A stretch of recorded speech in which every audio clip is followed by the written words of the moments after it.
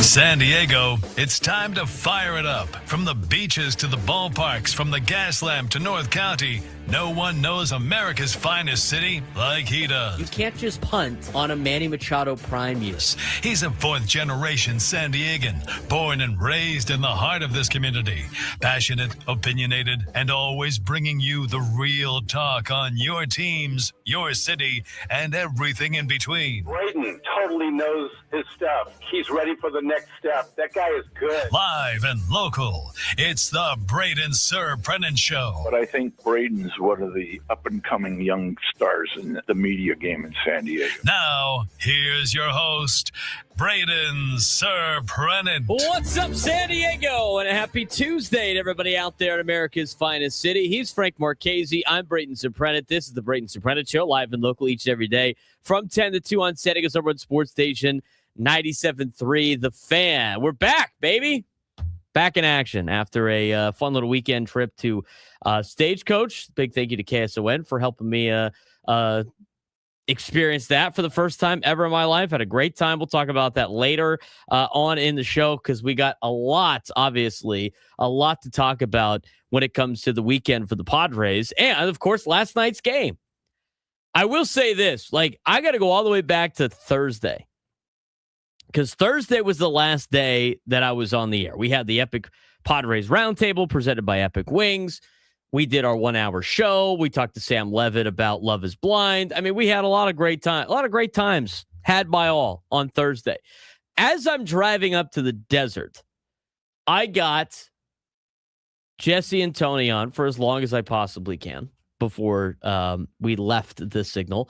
And then I flipped it over to, I had the TV broadcast playing on my phone in terms of a listening moment as I was going through the desert, and I was watching this Padres team just kind of lay an egg, it seemed like, in Colorado. I mean, Matt Waldron, not very good against the Rockies. And, Padres at this point, I forgot how much they were down pretty big going into the later innings, and then all of a sudden, my friend had to she needed to go to the bathroom right before we got to the desert, so we decided or right before we got to Palm Desert, so we're pulling off the freeway, and the Padres are just starting the ninth inning. Yeah, they get a couple of runs back, and I'm like, all right, cool. At least they made it somewhat close. We go inside, use the bathroom. As I walk out of the gas station, I walk into the gas station, and Andujar got the knock to make it a 1-run game or 2-run game or something like that. I walk out of the gas station, all of a sudden it was the Padres are up 10-8, whatever it was. Truly remarkable comeback on the trip. So that was fun. And then over the weekend, again, they were off Friday, so didn't worry about a game on Friday. Watched the game Saturday, which was fun. Sunday, obviously, it didn't go the Padres' way. And I mentioned to a lot of my friends, on Sunday's game in Mexico, the games that you stole, they're gonna balance themselves out eventually. And Craig Stammen said it the best. That got to last night's game.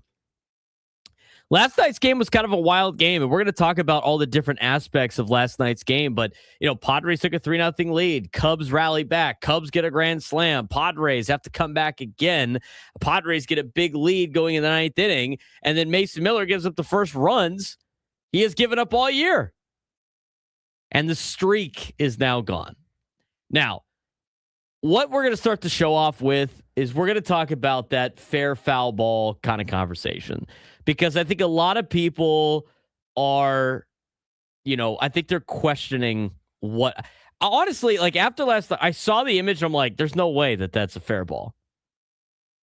And then I saw all the rules, and then I saw AJ Castle say well, it's technically fair because of this. And then this morning, again, same thing. And then AJ Castle goes actually, they changed the rules, so I guess they got that wrong. Nobody has any idea what a fair foul ball is. What is this, football? What's a catch, Frank? It's a thing. Right. It's a thing. Fair foul ball. It's a thing, I guess. All right, so I looked at the rules yesterday. And I walked him back again today. Now, here's the reality of the situation. People are going to get upset with this. That is technically a fair ball last night, according to the rules. So whether or not you think the rule is dumb is not what's at play here. The question is whether or not that ball last night, as it rolled up the third baseline and then rolled into foul territory, was fair or foul when Ty France touched it. It's fair. Now, fair territory, as according to the rule books, everything inside and including the foul lines, the white chalk lines from home to first and home to third, plus the bases themselves, and the lines themselves are fair. A batted ball is fair if it settles on fair ground between home and first or home and third, or it is on or over fair territory when it is touched by a player or umpire, or if it first falls on fair territory or beyond first or third base. So, once a fielder touches the ball, the call is locked in based on where the ball itself is in the exact moment of first touch. If any part of the ball is touching the chalk line or on the fair side of it, it's fair. If the entire ball is clearly in foul territory when touched, it's foul. So, according to the rules, because the ball is a sphere, right? Since the side part of the baseball was over the line, even though the bottom part of the ball was touching foul, like completely foul, according to Major League Baseball rules, as the ball is touched by a fielder, specifically between home and first, in this case, home and third, it is a fair ball. So, for everybody that's upset about yesterday, like, I get it. I saw the picture last night. I watched the play back because I was playing softball, and I looked at it, and I'm like, yeah, I can see why you could be upset. I'm like, that's kind of ridiculous. How was that a fair ball? Then you look at the rule book, and you're like, all right, well, maybe the rule's dumb, but that's what the rule is. Any portion of that ball is in any type of fair ground when the ball is touched, it is fair. And since the side of the ball was over the chalk line, not touching it, but over the chalk line when Ty touched the baseball, it is fair. So you can play the game of the sequencing. You can play the, like, if this happened, whatever. Like, do that as much as you want. The reality is, at the end of the day, it doesn't really matter. Mason Miller gave up the runs, and at the end of the day, you won the game. Like, you won the game. But just to clarify the deal, it's fair. According to the rules, they got it right. I don't like the rule. I think the rule's kind of dumb. It goes against everything that I would like. I learned playing baseball. I asked the question. I'm sitting there to myself going, you think any of the guys in the sport, like, when I play softball, think any of these sportsplex umpires have any idea about that rule if I try to argue it if that happened? Because you get a lot of those, a lot of tapping bunts up the third baseline. But you can't be upset at the umpire. Be upset at baseball for making a stupid rule. That's my take on the entire rule from last night. It's a dumb rule. You can't be mad at the call because they got the call right. You could be mad at the rule. But at the end of the day, aside from Mason Miller giving up some runs to show that he's human, which he didn't look that. I mean, he looked a little wild. I mean, he had the wild pitch and he got hit around a little bit. And you knew, at least the ball didn't go flying over the fence. Because eventually somebody's going to sell out for the fastball and square a ball up. I mean, it's bound to happen. But at the end of the day, the Padres won. And when you're playing teams like the Cubs, you don't need any style points. You have to win series against the Cubs because you're going to be competing with them for a wild card spot. You're going to be competing for them for maybe hosting the wild card like we talked about last year. You're going to be competing for them for maybe the number 2 seed or a 1 seed. Like, this is a team you're competing with for seeding and or making the playoffs. You have to win series against the Cubs. You're now 1-0. So overall, Frank, I think the rule's dumb. I think if you want the rule, if you want something, if different outcome, you got to change the rule. Maybe the Padres will put that out there during the winter meetings or whenever they decide to do these rule meetings, these owners meetings. But that's what the rule is. You learned something last night, Padres fans, that any part of the ball over the line is fair. Yeah, the way I thought of it, it was the hockey rule. If the puck is not completely over the goal line and there's white between the goal line and the puck, then it's not a goal. So that's more or less the same situation that you had last night. And you could say about Ty France, he picked it up where you could clearly see when he picked it up, that ball moves more foul. Well, he picked it up and moved it foul. Yeah, exactly. Also. Yeah, exactly. That's what I'm saying. You can also see that ball is about to stop right as he picks it up. And honestly, to me at least, it looks like it's going to roll back towards the line.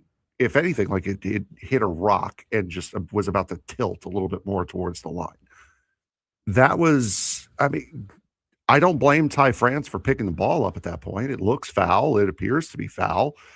And I thought they ruled it a foul ball. It wasn't. It clearly was not. So, I mean, that's just the way I look at it.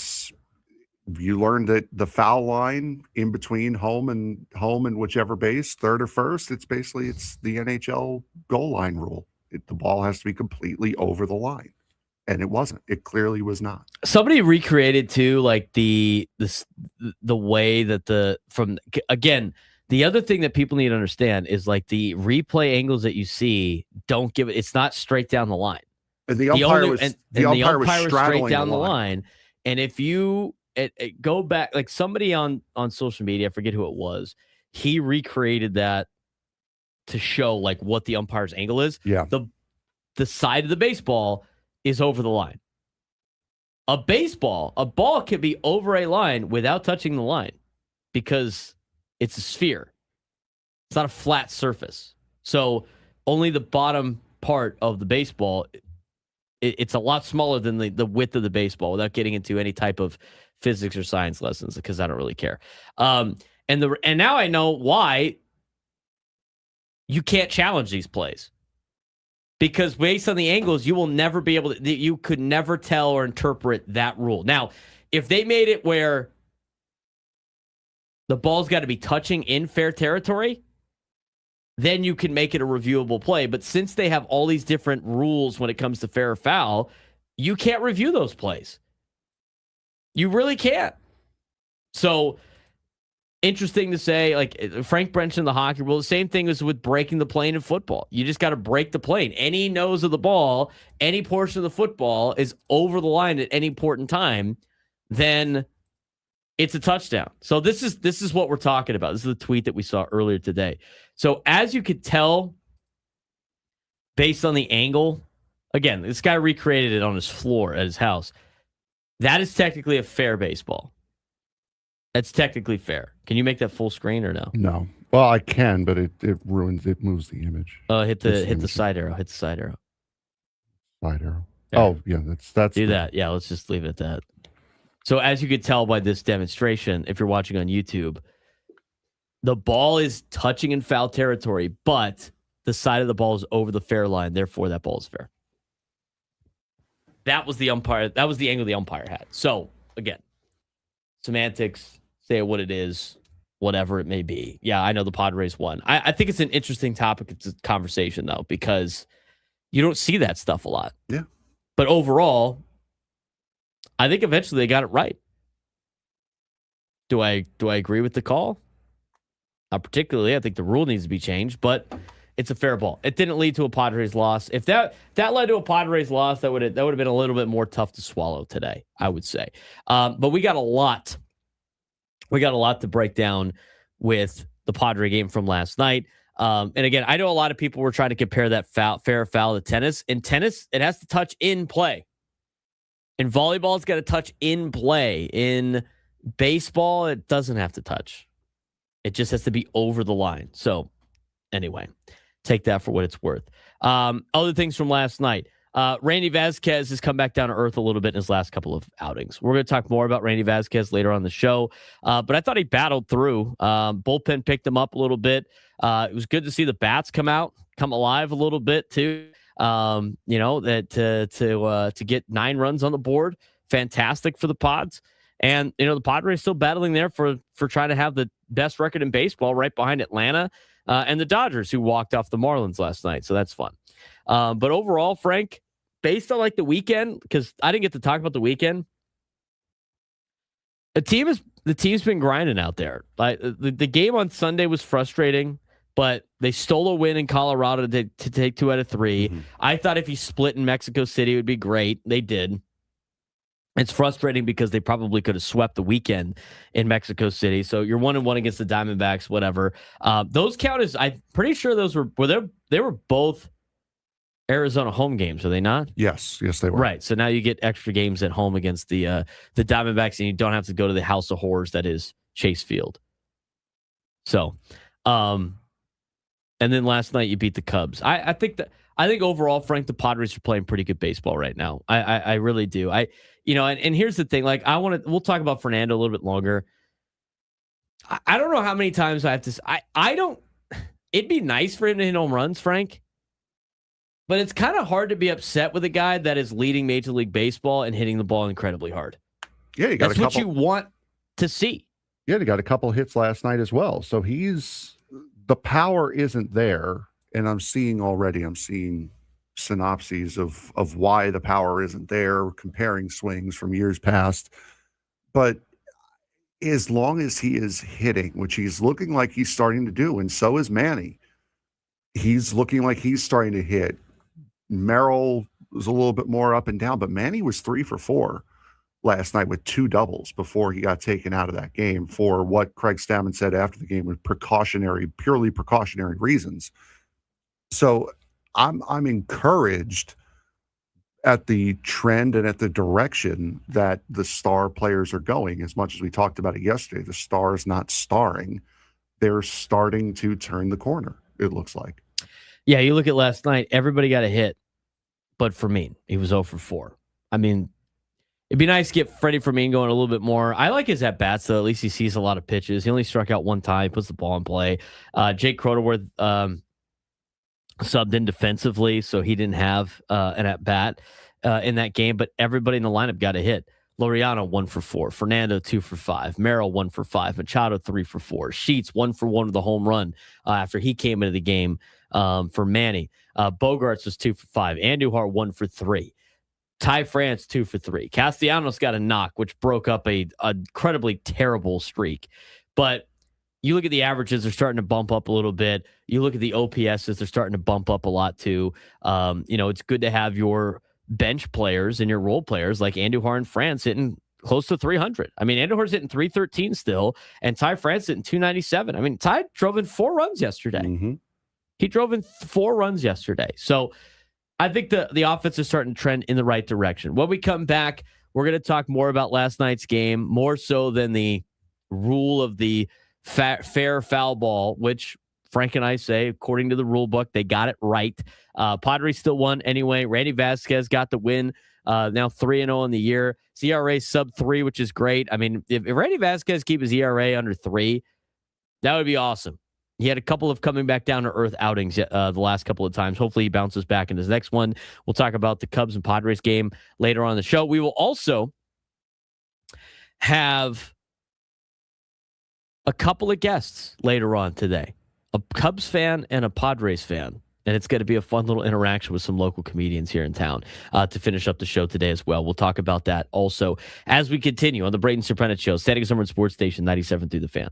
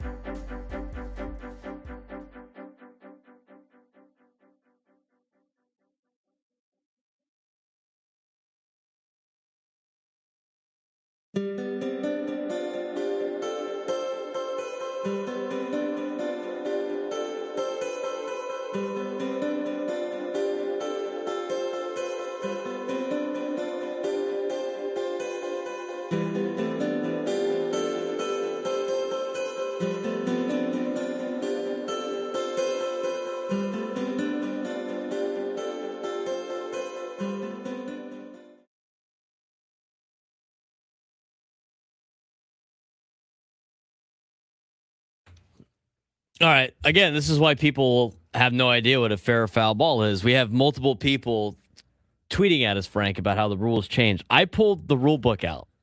I found it. They said the rules changed 7 years ago. Well, within 3 years ago, the rule says exactly how we said it.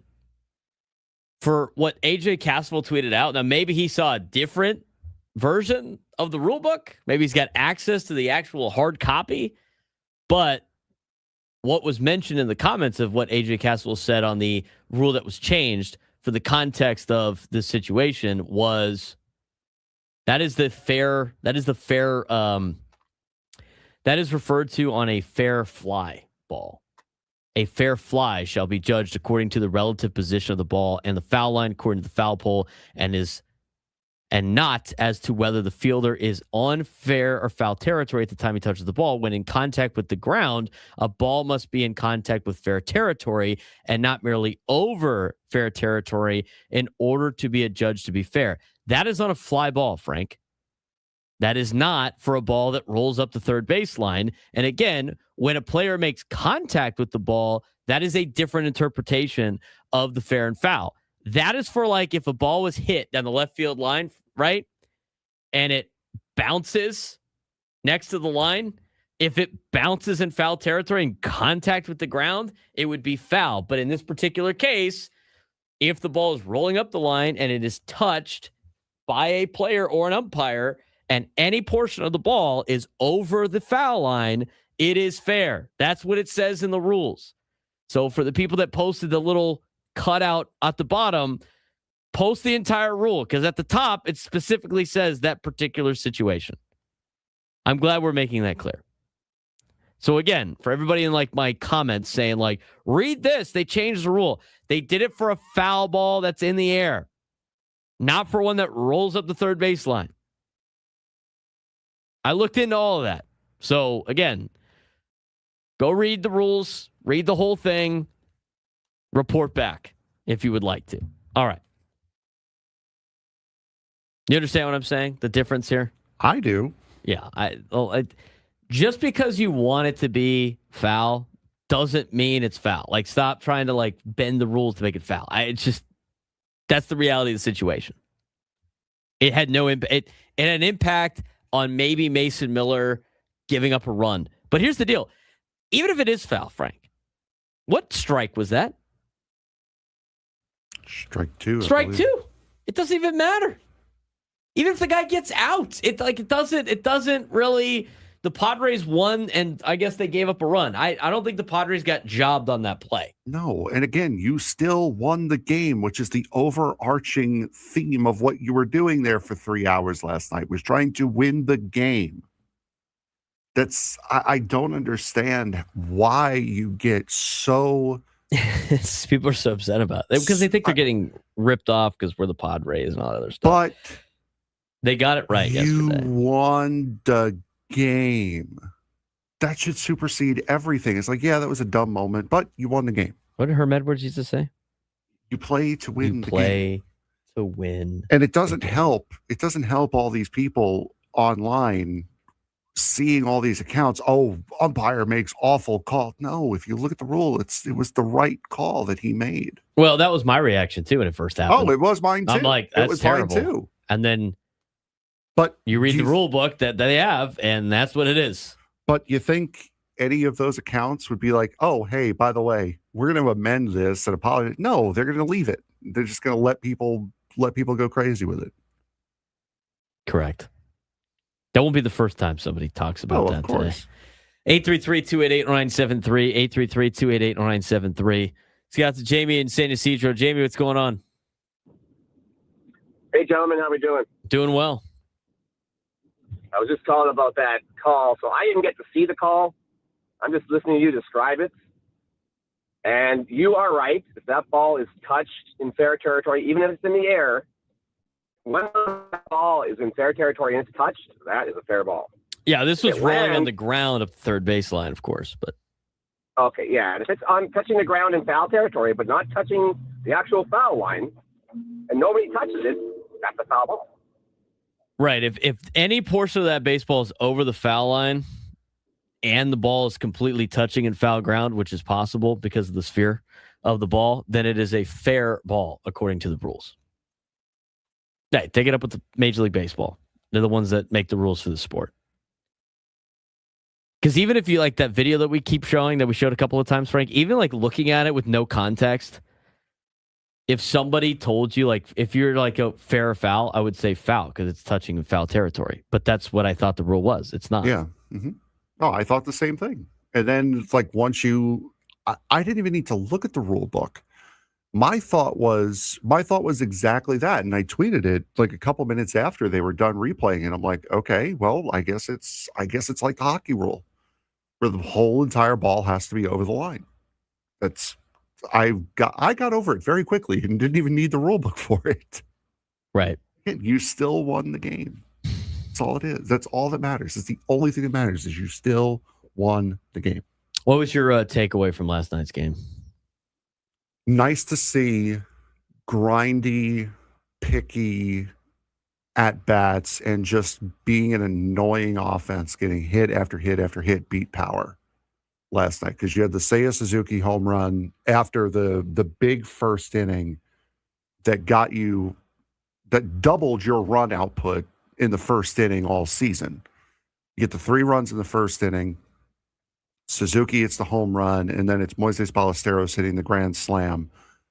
And you did not have big power hits after that. It was just knock after knock after knock, find a gap. Ty France hits a triple to bring in a couple runs. And then you add on, and then you have the Sheets home run at the very end to add a little bit more insurance onto it. It was nice to see just an annoying offense getting hit after hit after hit, not relying on the power to beat power last night out of the Cubs.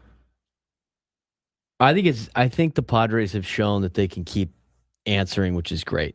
Yes. Now, Sunday's game, obviously, it was kind of late when the Diamondbacks took the lead. It's hard to overcome that. But in all of these games, like even the one against Colorado, like they find ways to get guys on base. They find ways to drive in runs. They find ways, to be able to rally back in games. And I saw a stat, it was mostly, unfortunately, poking fun at the Mets and the Red Sox for being awful at this. But in terms of like records for teams that trail after 3 innings, Padres are 6-6. They've trailed 12 times after 3 innings. They're 6-6. That's good for like top 5 in baseball because it's very difficult to do in Major League Baseball to come back. The Padres have done that time and time again. And it's great to see that the Padres battled with a team that they're going to have to deal with in the playoffs, or they're going to have to deal with late in the season to get into the playoffs. That you dealt with in the playoffs last year. Right. These are going to be fun. And how fun were the series last year against the Cubs? They're great. Every one of them, including the playoff one, right? So there are going to be battles between the Padres and the Cubs throughout the year, and it'll be interesting to see what happens tonight. We'll talk more about that in a second. I do want to talk more about the offense when we come back. We're done talking about the fair or foul. The ball is fair according to the rules. That's what we're going with. If you don't like the rule, take it up with Major League Baseball. But some other inner workings of last night's game that you might have missed. We'll get to it when we come back on the Braden Surprenant Show. Standings number Sports Station 97 through the Fan.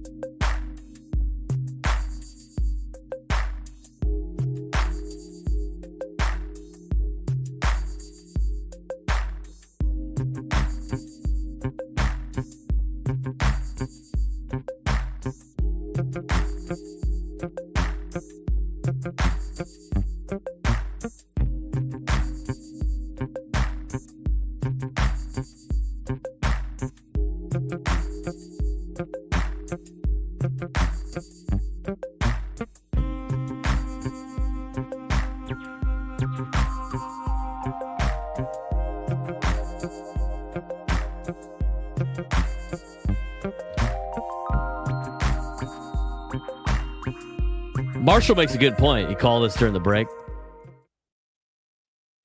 Why is it a foul line if it touches, it's fair? You know what? I think that's a valid argument. I really do. How much more we got to talk about the fair foul argument over something that doesn't even matter because the game was won? Probably a lot. He's Frank Marchese. I'm Braden Surprenant. It's the Braden Surprenant Show, live and local each every day from 10 to 2 on San Diego's number sports station 97.3 The Fan. We broadcast live for the Bill House Studios. We know how. Our guests are brought to you by SDCCU. They join us on the SDCCU fan hotline. It's not Big Bank Banking. It's better. We'll have a couple of guests later on in studio. A couple of comedians in town, Josh Nelson and Louis Santani. A couple of guys that know each other pretty well, but also at the same time, a little bit of a different. We got a Cubs and Padres perspective on things. I can't wait to ask them what's a fair foul ball. I'm sure that will go over well. So some lighthearted stuff to end the show today. Later up in the 1 o'clock hour, we did get a phone call during the break about how would you rewrite the rule for fair foul. To me, it would have to be touching. If anything's touching the fair line, foul line, whatever it is, then it has to be touching, Frank. That to me would be the only tweak I would make to the rule. Yeah, that's fair. I mean, it's hard. It's fair. See what you did there. Because it's, again, I know I keep going back to the hockey rule. The hockey puck is flat. So you could tell where it's over, and the flat part. But if it like rolled across standing up, and it stopped, which would be insane, and then a little bit of the side of the puck was not completely across the line, then it wouldn't be a goal. Right, exactly. So I understand where, because it looks, just by the look of it, the part of the ball that's on the ground is foul. So you just automatically snap to foul ball.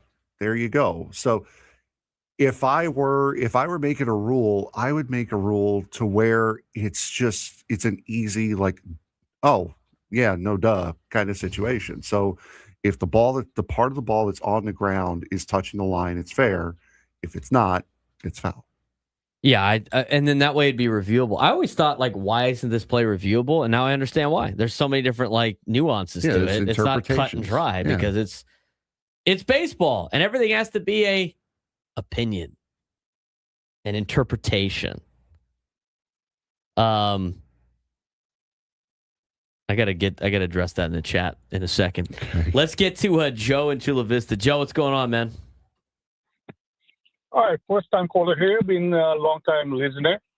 I appreciate that. What do you got for us today?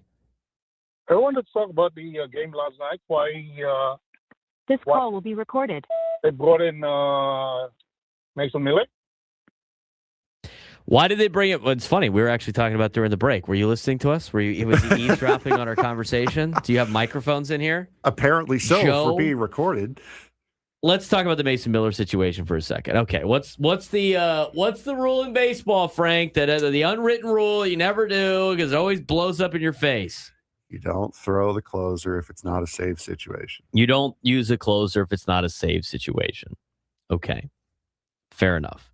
Last night, when Mason Miller came into the game, what was the score? It was 7. It was 9-5. 9-5. All right, so it's a 4-run lead. Okay, which is no longer a save situation. But what was the score when he was warming up? But yes, that's what I was going to get to next. The Padres added a run in the 8th inning. When he was warming up at the bottom of the 8th, what was the score? It was 8-5. Correct. Was it? No, you mean it was 8-5. Okay, it's 8-5. It's a 3-run lead. It's a save situation. And by the way, he had not really pitched a lot last week. Let's go through last week. Last Monday, the Padres were off. He didn't pitch. He pitched a lot the Sunday before, right? But he was going to be off in their next game. Monday, he was off. Okay? The entire team was off. Tuesday, he had a scheduled off day. That's why Morejon came in to save the game against Colorado. Wednesday, the Padres lost, so they didn't use him. Thursday, he came in and pitched against Colorado. So just last week, he pitches one time? Yeah, 7 pitches too. 7 pitches on Thursday.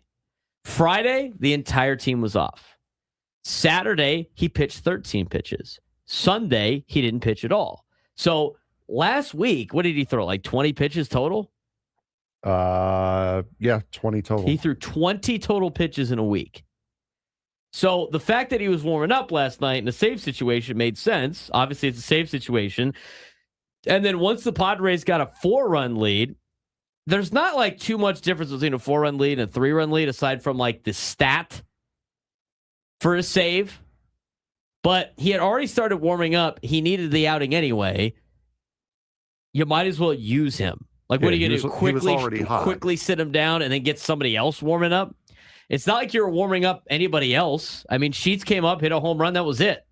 That inning was pretty quick.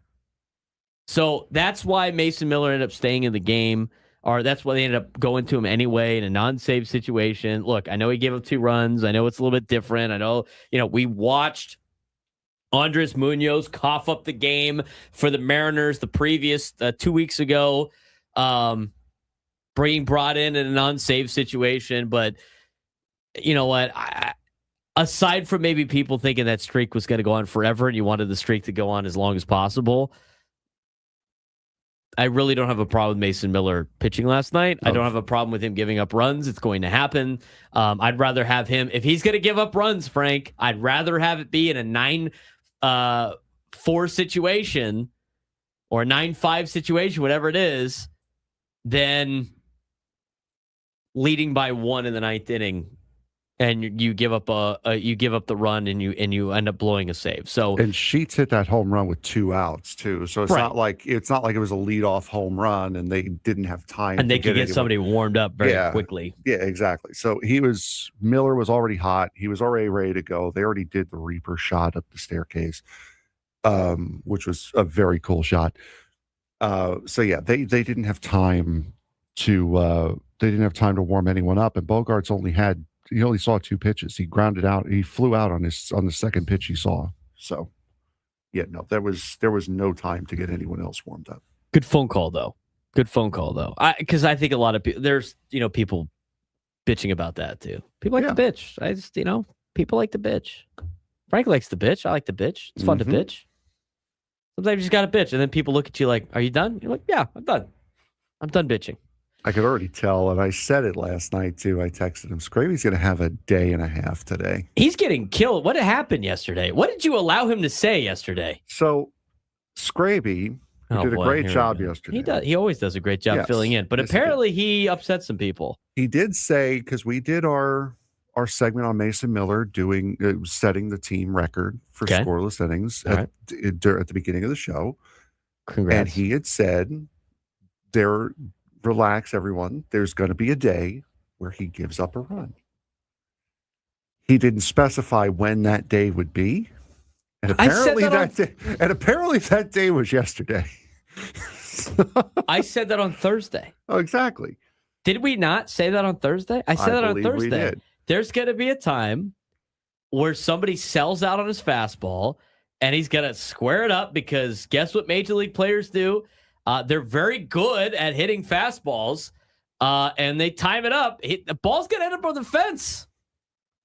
It's only a matter of time. I'm just glad it hasn't happened yet on that deal. That, and he also said, this is later on in the show. What was Juan in the YouTube chat has accused Scraby of some very, very serious things, I would say. He had said that he doesn't understand all of the hype around Lucas Giolito because he's not going to come in and be the ace of the staff.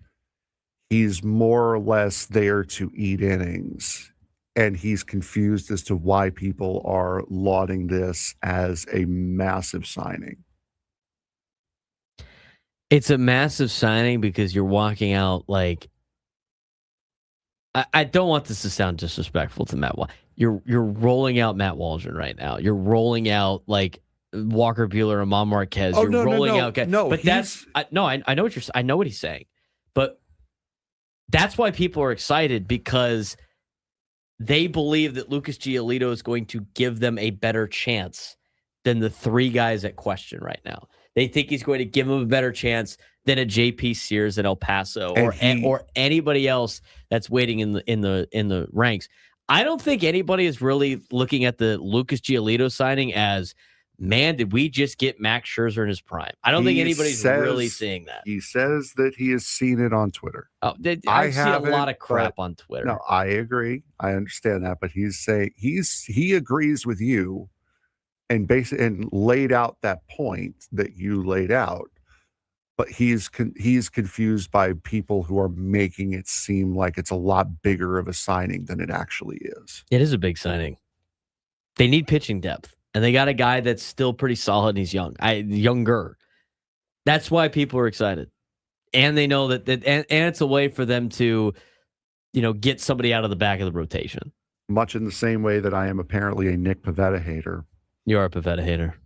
Scraby is now a confirmed Lucas Giolito hater. Apparently after yesterday. Not starting things off on the right foot. I can't wait for Lucas Giolito to be on Gwen and Chris.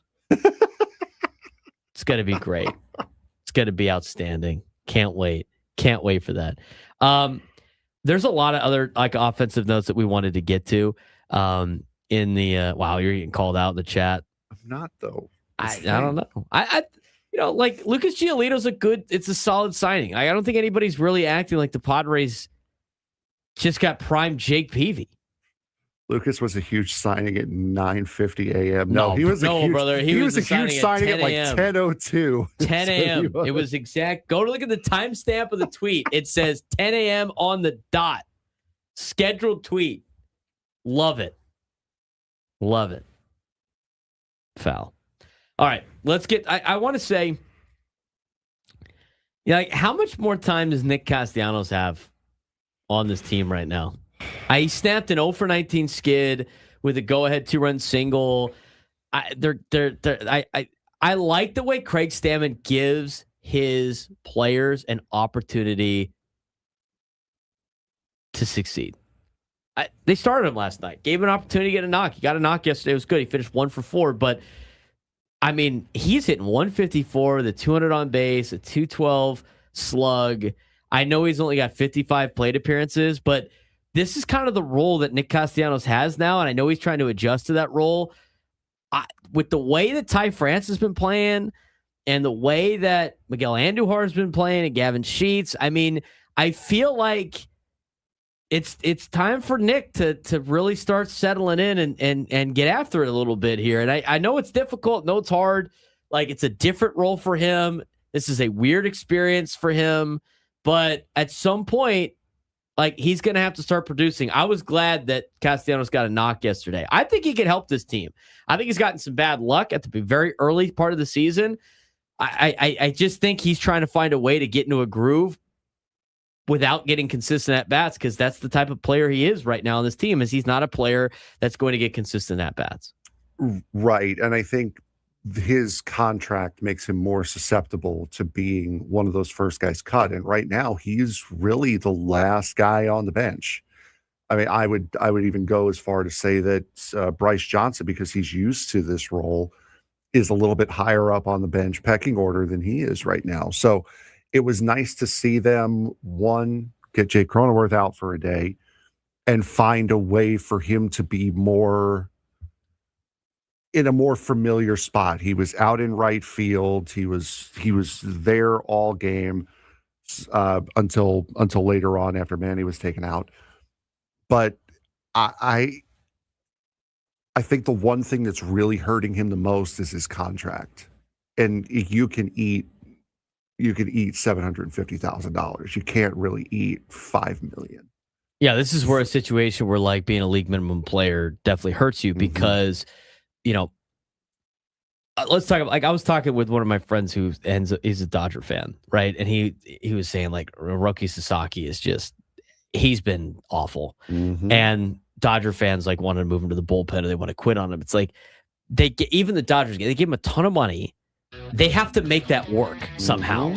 It's the same thing with any type of player that's getting paid a lot. They made the investment. They got to give them the opportunity to succeed. But when you're not making a lot of money, it's like, we can move on from this. It's just like Tetsuya Mai. Maybe he's having a culture issue. He's still trying to adjust. Right. You got a guy like Jace Bowen down there that's doing well. I just, we'll talk more about the offense when we come back. Little resurgence last night.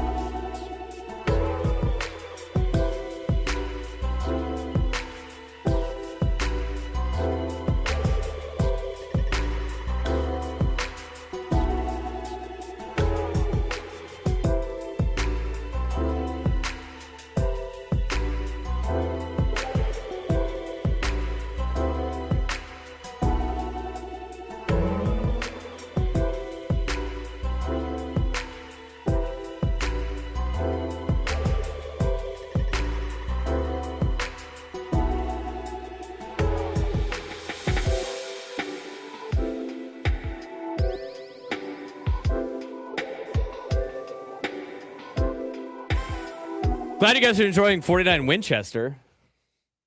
It was like a minute of the Everlasting Lover song that we got to play. Wow.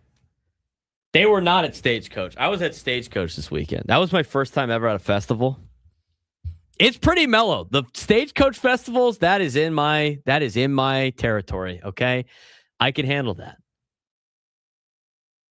My friend, she likes to go to like EDM festivals sometimes. I told her straight up, I will never go to one of those. I will never go to one of those. EDC, no. I don't. No. Nope. Never gonna happen. At least you left the door open for a possibility, you know? I absolutely not. And you know what? She's like, I'm kind of getting like, I'm looking to get a little too old for that. Yes, nice. I'll never go to that. You could go with your friends. You could spend as much. I will not be paying to go to that. I will not be going to that. Stagecoach, though, was super cool. Super chill vibe. I'd never been before. KSON has, they always talk about how great it is. I went for specifically a couple of like artists that I don't go to a lot of concerts. I am not a concert guy. I love music. I have a very eclectic music taste, but like concerts are never something that I'm thinking about spending money on ever. So got the hookup from KSON, so I wanted to go, and we went out there to Stagecoach. I thought Stagecoach was awesome. And Stagecoach is like, Frank, when like they do like concerts in the park, like in your local neighborhoods, and they're like bands that are like, garage bands and stuff like that. It's kind of got some like concert in the park vibe level of like, it's not super crazy. Like anybody under the age of 30 is getting wasted. That's kind of most events you go to, right? I mean, you go to Padres games, most of the time the people that are hammered are what, like 25, 27, maybe? Like he's at 28, you're like, man, I got work tomorrow. I can't be like getting wrecked with my waffle beanie right now.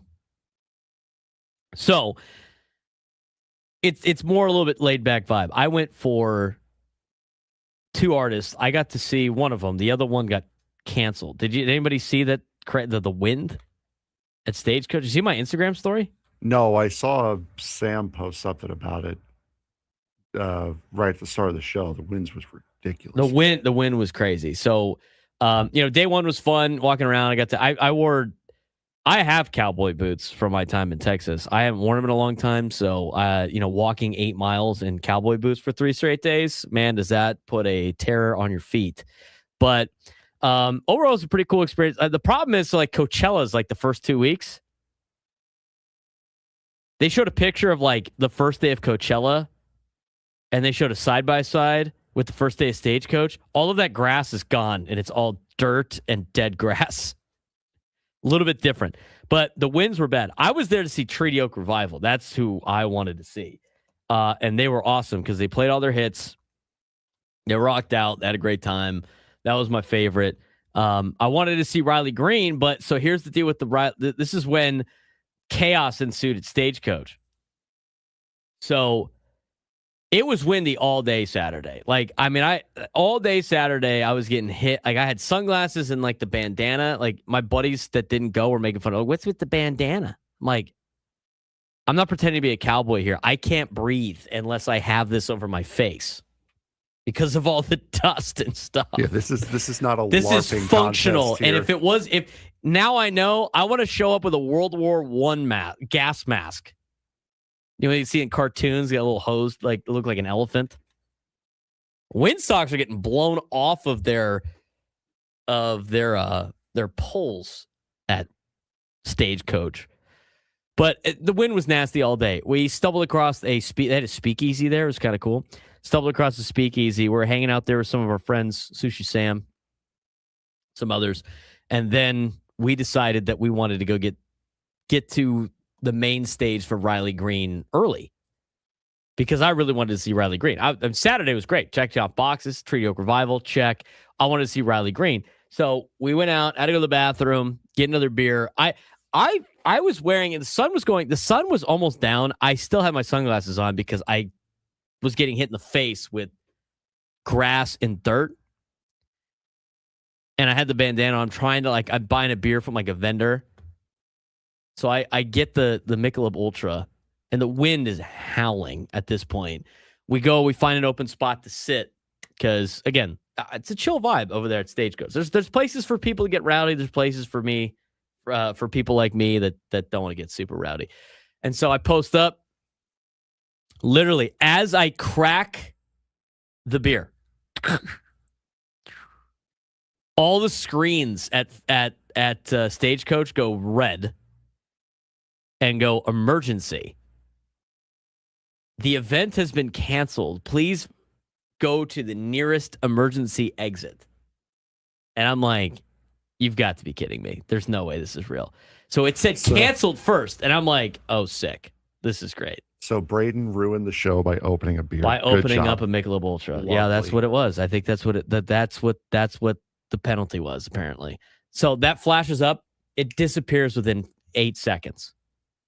And I'm like, oh, maybe they wanted to test to see if it worked real quick, if this wind gets out of hand. So as that's happening, my friend, she checks the weather app, and the wind's going to die down. So they put up like the usual, oh, here's our upcoming shows coming to Southern California, all that other BS. And then it flashes back on to emergency exit, or the emergency thing, and it says it has been postponed. And I'm like, all right, I'm just going to kind of hang out here for a little bit and see what's going on.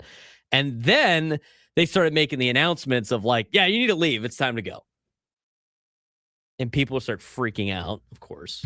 The only thing I could think of right now is the scene from Beverly Hills Cop 2 at the Playboy Mansion, where right at the very end, it's like, all right, everyone, party's over. Braden messed it up for everybody. It's the only thing I can think of right now. So we start making our way. Now, here's the problem with the whole go to your nearest emergency exit. They wouldn't let you exit out of any of the emergency exits, which strictly went to in my head. So this isn't that big of an emergency then.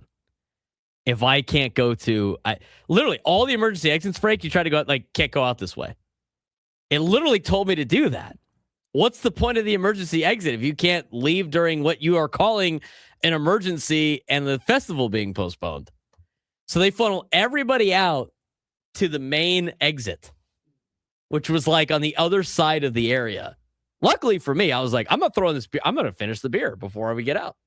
Just walking, sipping, walking, sipping. Made it all the way off the grounds.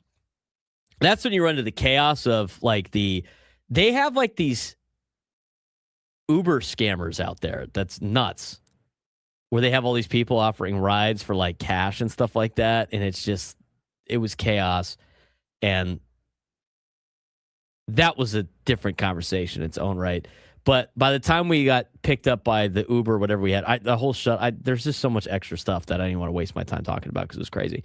But as we were driving, by the time we got our Uber, it was an hour after they made the announcement. We got in our Uber, we started driving back to where we were staying. And then they're like, hey, come on back in. It's good now. You guys can come back in. We've canceled Riley Green, but Lainey Wilson's going to get moved back. Pitbull's going to get moved back. And I'm just the only people that are going to be able to go to this thing are the people that are camping on site that get to just walk right back in. I was like, I'm not going back in there. But it's funny. They had the canceled sign, Frank, and then it quickly went to postponed because they're like, oh, if we say cancel, we're going to have to give the people their money back.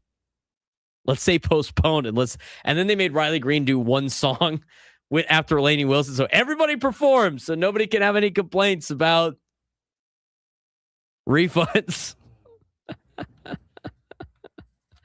Guy Fieri was there. That was fun. He was doing cooking stuff throughout the entire day.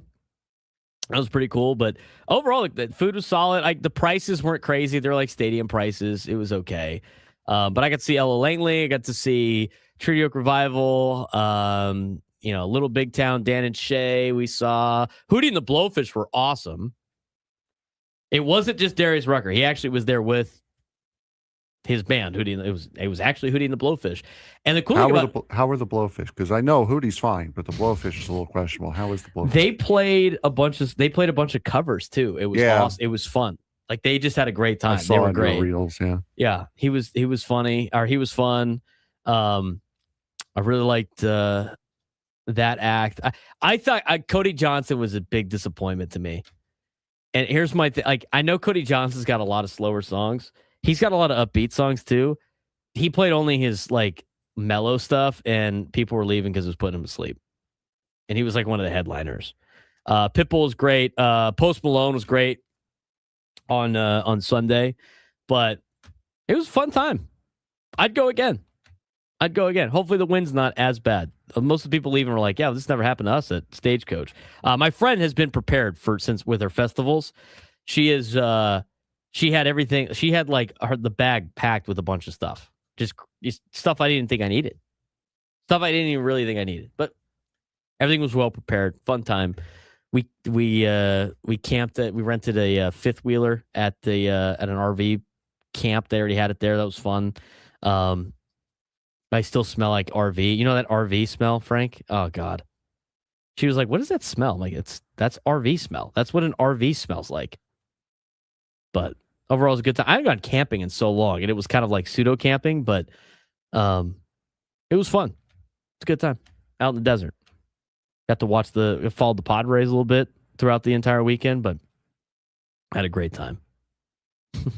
Smelled like Cousin Eddie. I dropped the Cousin Eddie reference. She seemed a little confused at the second. I'm like, well, that's where we got picked up. We got picked up by an Uber one time to go visit Sushi Sam because they were staying at a country club. Nice. RV park, country club, whatever. We get picked up by an Uber and she was like, it smells like sewage. I'm like, well, that's the drop off. You ever seen National Lampoon's Christmas Vacation? It's full.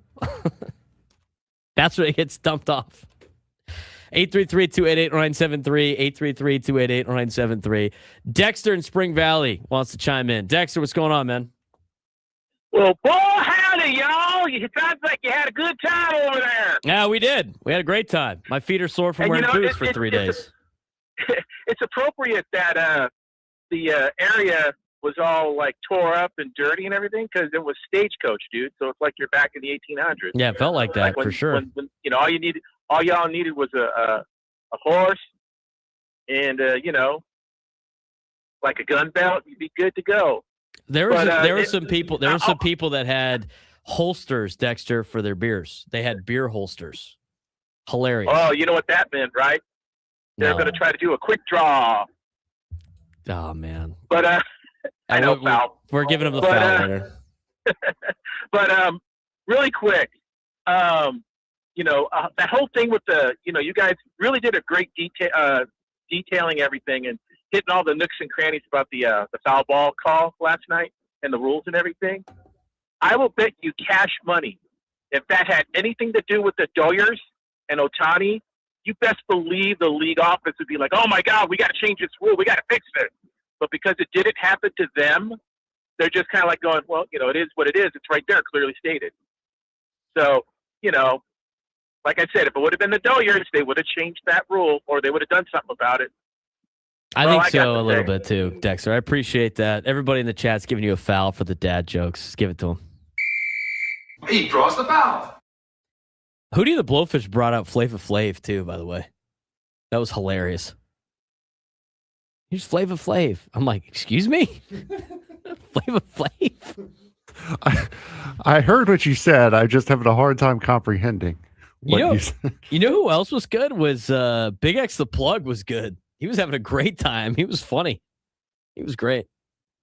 He taught everybody how to do his A. A. Come for the diaphragm, Frank. A. We need that drop next. We need the Big X the Plug A drop.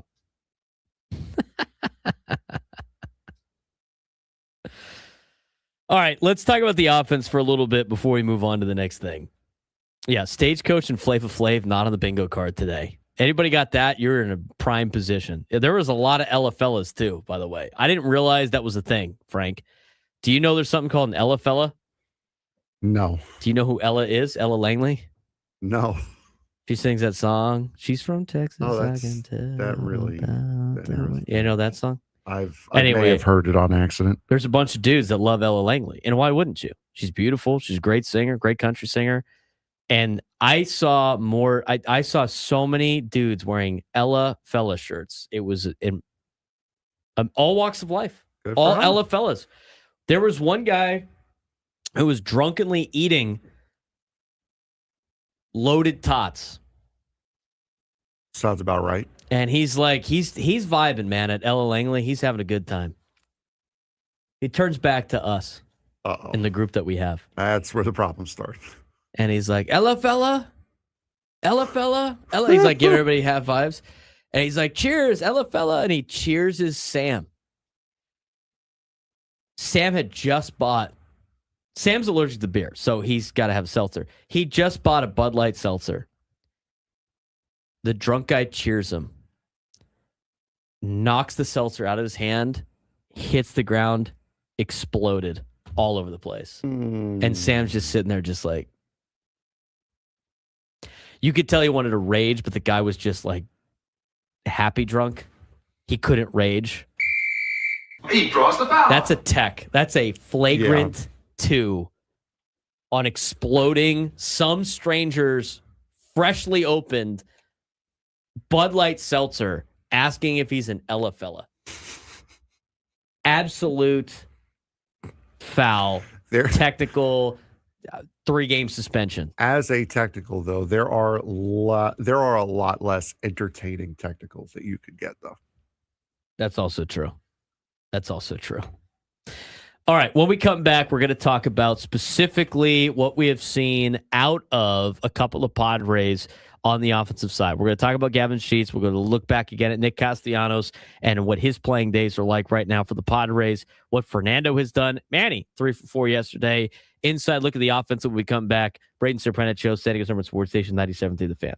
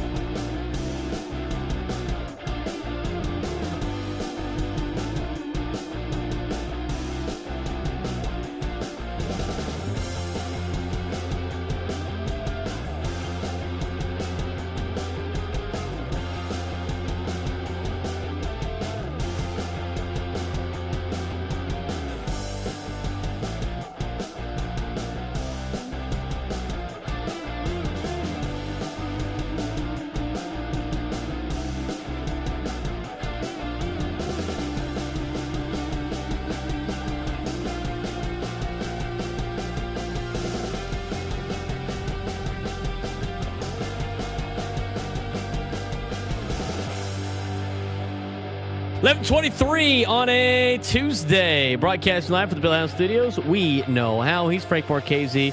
I'm Braden Surprenant. Enough of the Stagecoach talk. Let's get back into Padres baseball.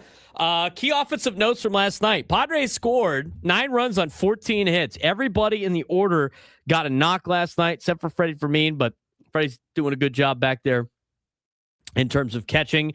Some key offensive notes as we look at last night's game from an offensive perspective. Again, the Padres won a chaotic back and forth 9-7 game against Chicago on Monday night, and they've improved now to 19-9 on the season. It was a high offensive affair in which 9 of the 10 Padres who batted recorded at least 1 hit, and the team overcame an early 5-3 deficit to take a lead for good in the 5th inning. The win came after a grueling week at altitude in Denver and Mexico City, with the team arriving home around 2 a.m. on Monday, according to the report from Kevin Acee. Now, some key offensive notes from last night. Ty France was everywhere. Bases loaded, ground rule double, 2 RBIs in the first. He had a stolen base, his 4th of his career, a rare triple in the 7th, first since 2022, ending a 452-game drought. I want to learn more about these triple droughts, Frank. How long are some of these triple droughts, you think? Not a lot of people hit triples in general. It snaps a 452-game drought for a triple. Who's got the longest triple drought right now? Maybe that's something to look into. And you know what? I know Fernando hasn't a home run in a long time, but has he hit any triples? In yesterday's postgame, Ty France said he called the steal last night his biggest highlight and accomplishment of last night's game. Machado back to swinging the bat well, 3 for 5, 2 doubles. He's starting to heat up. 9 for 22 in a 5-game hit streak. First multi-hit game of the season. However, he did leave the game in the 6th inning with a left leg issue after multiple awkward slides and noticeable discomfort. Craig Stammen called it precautionary that he was pulled from the game yesterday. We'll see if he's in the lineup today. Gavin Sheets had a solo shot, his 4th, tying a team lead as a bench bat. He's now 4 for 7 with a double off the bench this year. And Fernando Tatis Jr., who was battling the flu with fever and body aches, was 2 for 5 with 2 scorchers, 112 and 113 miles an hour in the exit velo. Made a spectacular twisting backhanded catch in shallow right field while playing second base. And he openly longs for infield time despite Gold Glove success in right field. Those are some of the notes from the daily newsletter from Kevin Acee. Let's talk about some of these these points for a second. Now, Ty France, Gavin Sheets, and Miguel Andujar are all playing exceptionally well off the Padres bench this year. They're doing exceptionally well when they spot start. And all of them this season are putting together some pretty good numbers. I mean, Ty France played his way onto this team. I think a lot of people are rooting for Ty France to be on this team in spring training. He has been even more valuable than I thought he could potentially be for this Padres team. Now, it's in 40 plate appearances, so let's not get carried away with any of this information because it's still a relatively small sample size. But right now, your bench bats, if you will, Miguel Andujar, in 68 plate appearances, is hitting .313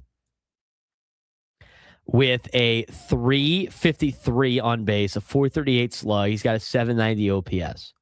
Gavin Sheets, he's had 88 plate appearances. He's hitting only .238, but he's got a .761 OPS, and he's got a team leading 4 home runs, tied with 3 others. Bogarts, Machado, and Laureano all have 4 home runs also.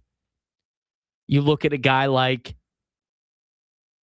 Ty France, as mentioned before, in 40 plate appearances. Ty's hitting .297 with a .999 OPS. He's got a .172 OPS plus, which means he's 72 percentage points better than an average baseball player in Major League Baseball right now. He has a small sample size, but he's producing as of right now.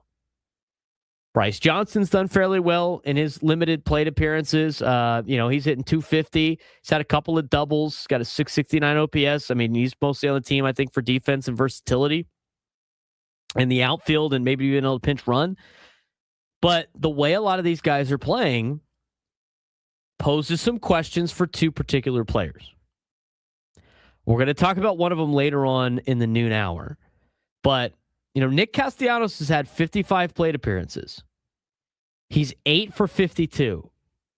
He's driven in 7 runs. He has 3 walks. He has struck out 16 times in 55 plate appearances. But he's hitting 154 with a 200 on base percentage, a 212 slug, and a 412 OPS. OPS plus, again, is a statistic that's compared against everybody else in Major League Baseball. It is adjusted for players' ballpark and everything like that. It eliminates a lot of factors of luck, if you will. And what it does for anybody that needs to understand the general concept of what's good or not, it's based on a 100 scale where 100 is an average baseball player. So, kind of like WAR, if it's a positive WAR, that is how many wins above replacement you are. That's how much better you are than an average baseball player that can replace you. If it's negative, obviously you're worse than that. For OPS plus, it's the same thing. If you see OPS plus and it says 100, average player. You see anything over 100, above average player. You see anything below 100, obviously a below average player. Numbers that jump off the charts obviously are anything north of 120. You're like, wow, this guy's really good. Ty France has a 172 OPS plus. Luis Campusano has a 211 OPS plus. Guys like Xander Bogaerts right now, 118 OPS plus. Ramon Laureano's got a 113 OPS plus. Miguel Andujar, 119 OPS plus. Fernando's struggling. It's 78. Manny Machado's had been struggling. He at least still has a 107 OPS plus. That's basically just on offense. You look at Nick Castellanos. Frank, can you tell me, I don't know, just if you had to guess what Nick Castellanos' OPS plus was so far in 55 plate appearances, what would you guess? Said anything under 100 is an average, 100 is an average player. 64. Oh, brother. That would be a lot better than where he's at right now. Oh, no. Again, it's 55 plate appearances, so take all this information for what it's worth. It's less than that. Higher or lower than 40? Lower than 40. No, Nick, no. 26. Lower. 17. Close. 15. 15. Oh, boy. Nick's OPS plus is 15. I get it. We talked about this to kind of finish up the last hour. I get it. He's adjusting to a new role. He's adjusting to a new organization. It's early in the season. But when you're a team that's right now near the top of the standings and you're battling with LA early and you're trying to keep the pressure on LA and you're right up there and trying to, get and rack up wins early in the season. You're a team that's competing for a playoff spot. You're a team that wants to put pressure on for the division. You're a team that win in the postseason.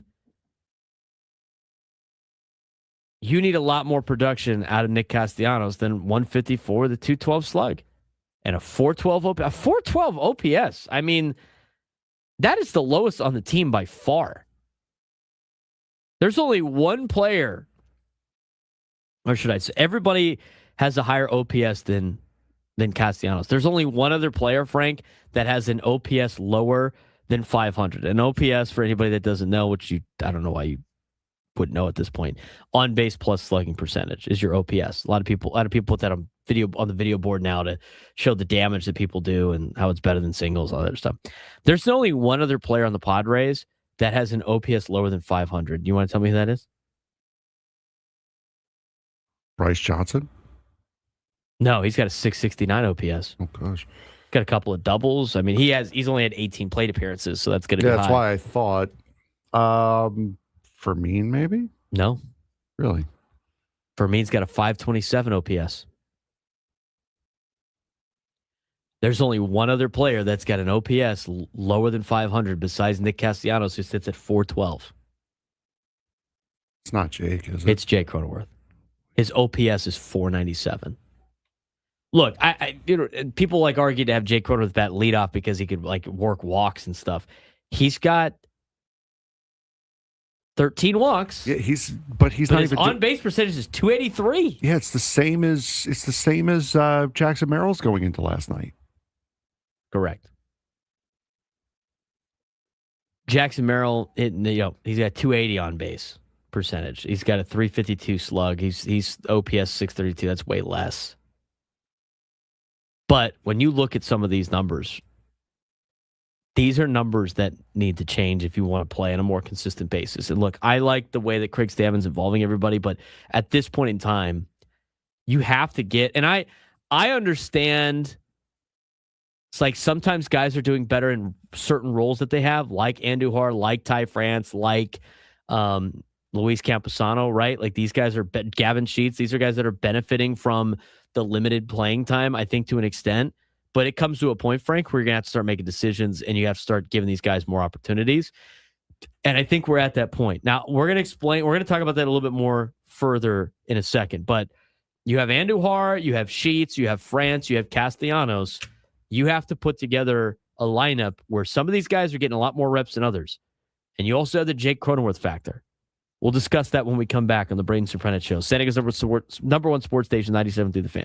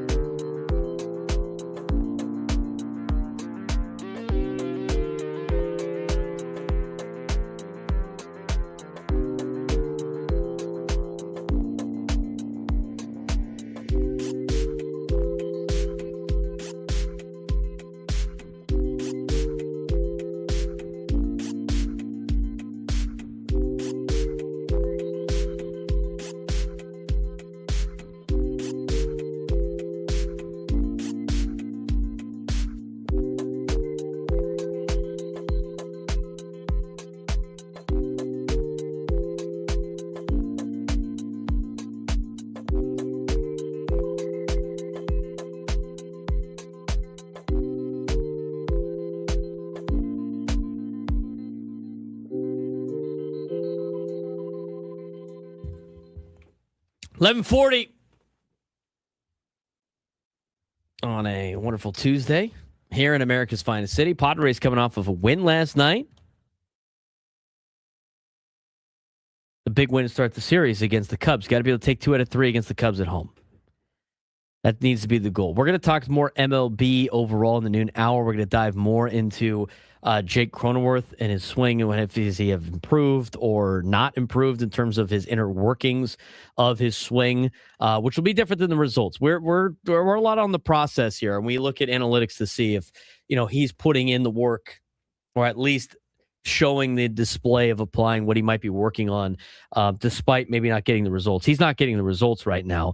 And we talked about it going to break, but you got guys like Ty France playing extremely well in 40 plate appearances, small sample size. He might be benefiting from the fact that he has been a bench piece. Like there was something to be said about that.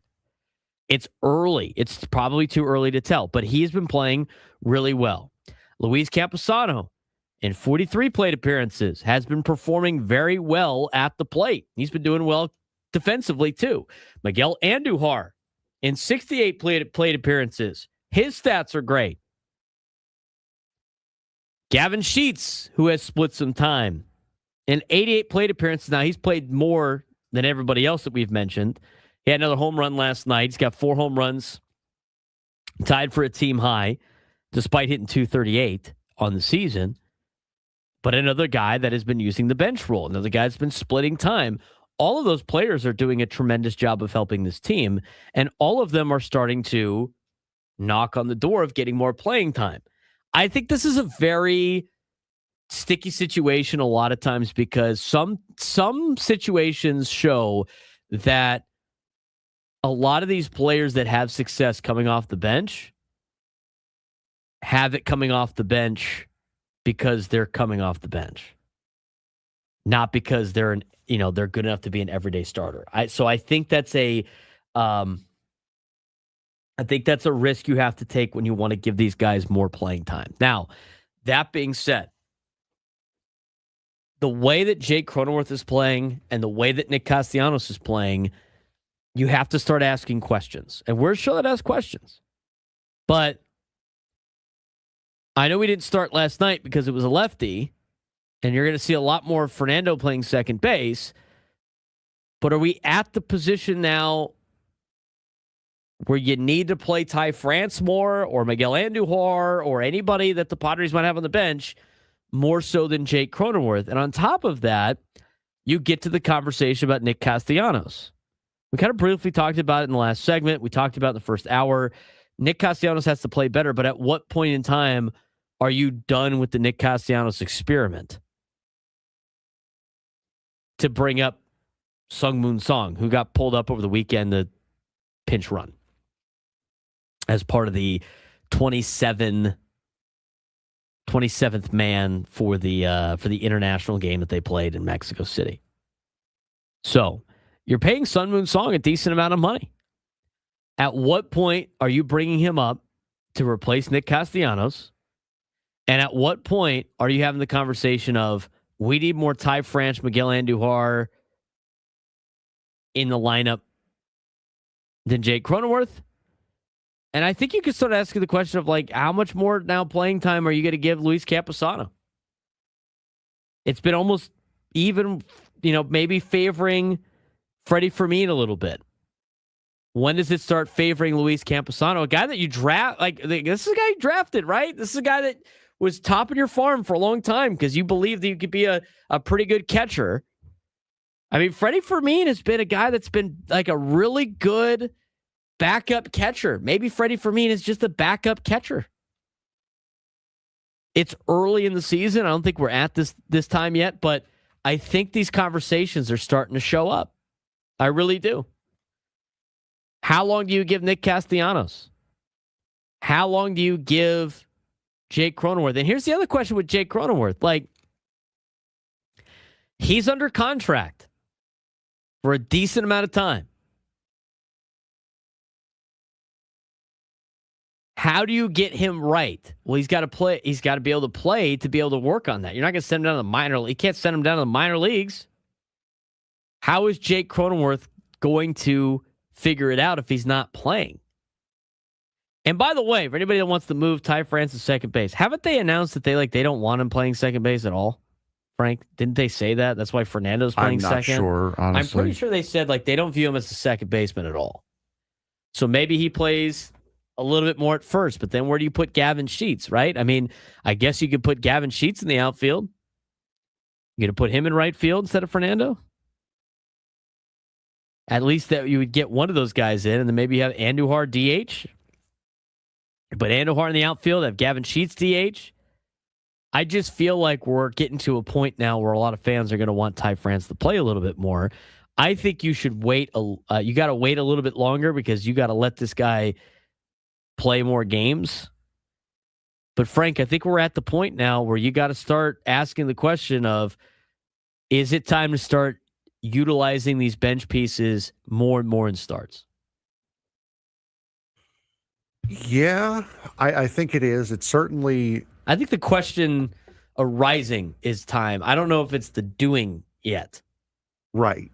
Yeah, I don't think it's time. No one is killing you on that bench right now. There's not a black hole on that bench. So I don't think it's time that you have to make a decision, especially when, it's not as prevalent as the pitching staff moving around is right now. You've already, Sungwoo Song has already gone through his rehab assignment, and he's already been sent to AAA. So it's not imperative that he come up. You don't really have anyone else. You don't have the situation like you have with the pitching staff exactly. going on for the position players. Correct, yeah. But again, it's interesting that you want to get Castellanos. You have to give Castellanos an opportunity to get settled in, which you can't do if he's not playing. But you also, with the way that he's playing, can't play him every day because he's got to kill you in the lineup. Unless you just stick there hey, he's going to play for the next 5 straight days. And if we can't get anything going out of him, we got to make a decision. But in order for him to get right, he's got to play more. In order for Jake Cronenworth to be able to figure out, he has to play more. So it's an interesting topic of conversation.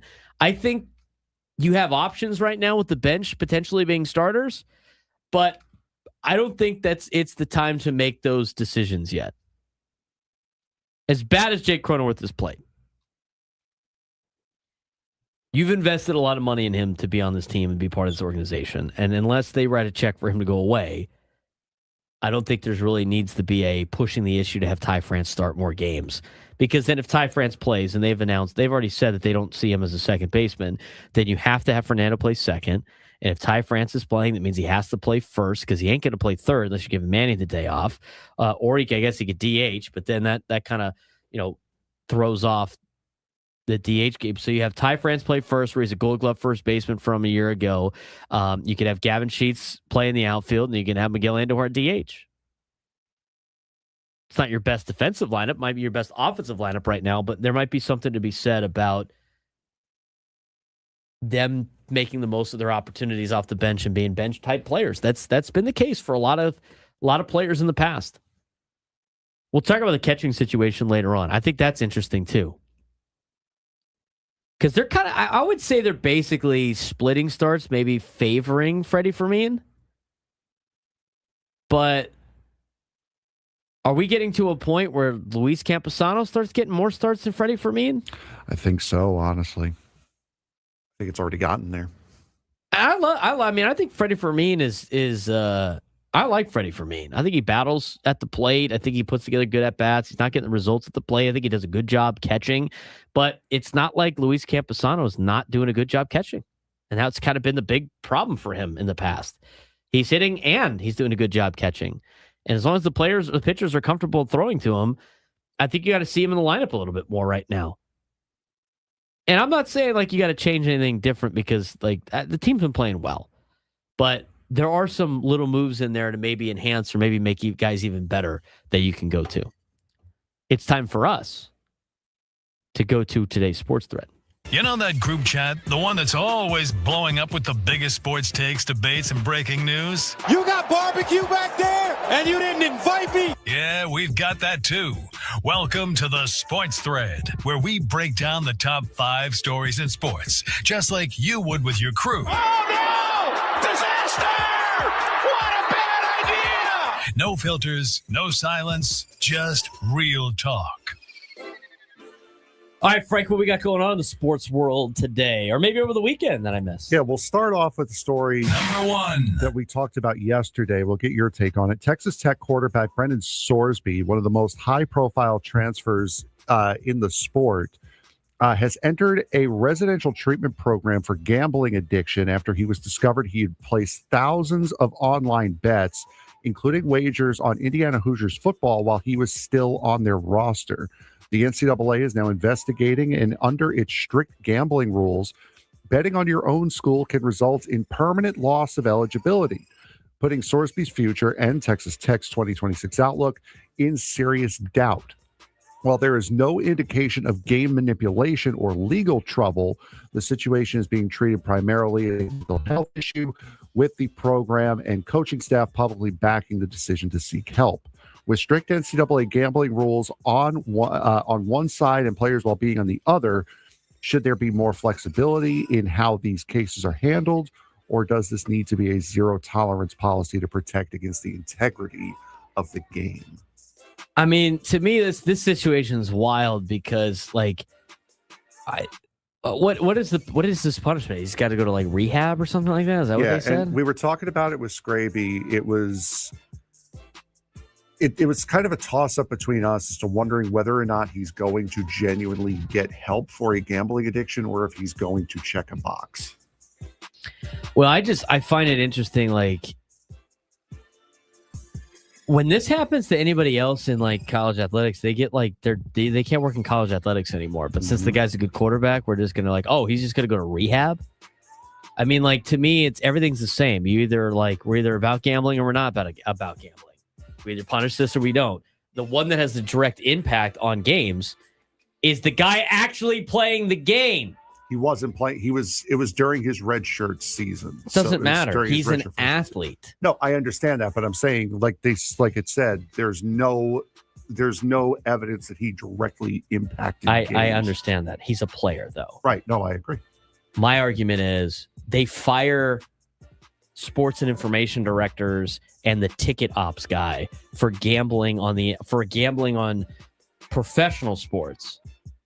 And then they get blacklisted and never allowed to work in college sports again. But for the player that is physically playing games, that hasn't done it yet, but has the access to do it, like, just go to, you'll be fine. Come on. Like, just come on. It starts at a young age. If you're good at sports, I saw it in high school. If you're good at sports, you get away with murder, period. If you're not good, well, you suffer the same as everyone else.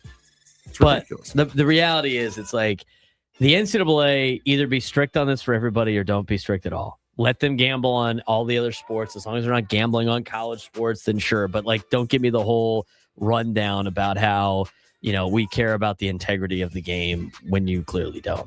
No. Not as you're making all this money on gambling and these contracts with gambling either. It's a slippery slope. Yeah. It's a slippery slope. No, it certainly is. Don't really have time for another one here. So we'll save those for tomorrow. All right. Sounds good. Got to it a little bit late. Interesting topic, though. Brad and Escondido, we're going to get to you when we come back. We're going to talk about Jake Cronenworth when we come back. We're also going to take a dive into some early trends in Major League Baseball. Interesting as we break away from Padres and talk more full MLB in the noon hour. Lots to come, lots to get to still on the Braden Surprenant Show. Standing over Sports Station 97.3 The Fan.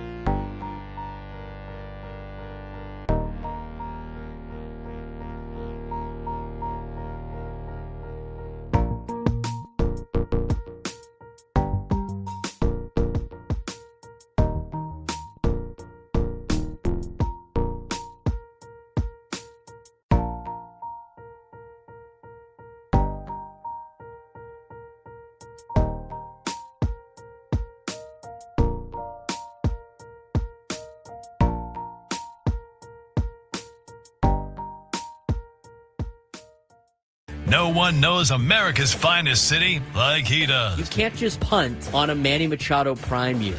He's a fourth-generation San Diegan, born and raised in the heart of this community. Passionate, opinionated, and always bringing you the real talk on your teams, your city, and everything in between. Braden totally knows his stuff. He's ready for the next step. That guy is good. Live and local, it's the Braden Surprenant Show. But I think Braden's one of the up-and-coming young stars in the media game in San Diego. Now, here's your host, Braden Surprenant.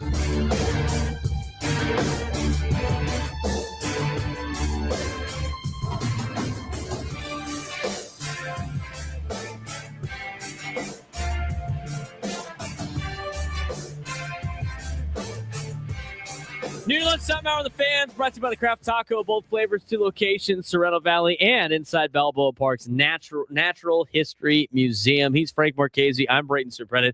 This is the Braden Surprenant Show, live and local each every day from 10 to 2 on San Diego's Urban Sports Station, 97.3 The Fan. We're going to talk about Jake Cronenworth in this hour. We are going to talk about Major League Baseball a little bit too. Also, the craziness. What day is it? It's April, 28th? Yeah. We have already seen 2 managers get fired. Should be 3, but, Yeah. The guy that actually probably should have been fired still has his job. The other 2, Rob Thompson should have been fired like 2 years ago. Phillies are a train wreck. The Red Sox are a train wreck. The New York Mets, who haven't fired their coach, are 2 train wrecks into 1. What's worse than a train wreck? subway wreck. Losing your wife to a triceratops? Add that to the list of train wrecks for the New York Metropolitans. He won the push-up contest, though. Good for Mr. Met. He did win the push-up contest. I think Dinger. Well, clearly, if there's one thing that we did learn from that, we learned that Dinger goes on the road. Dang, it's possible. So when Dinger comes here, we can ask him if he threw.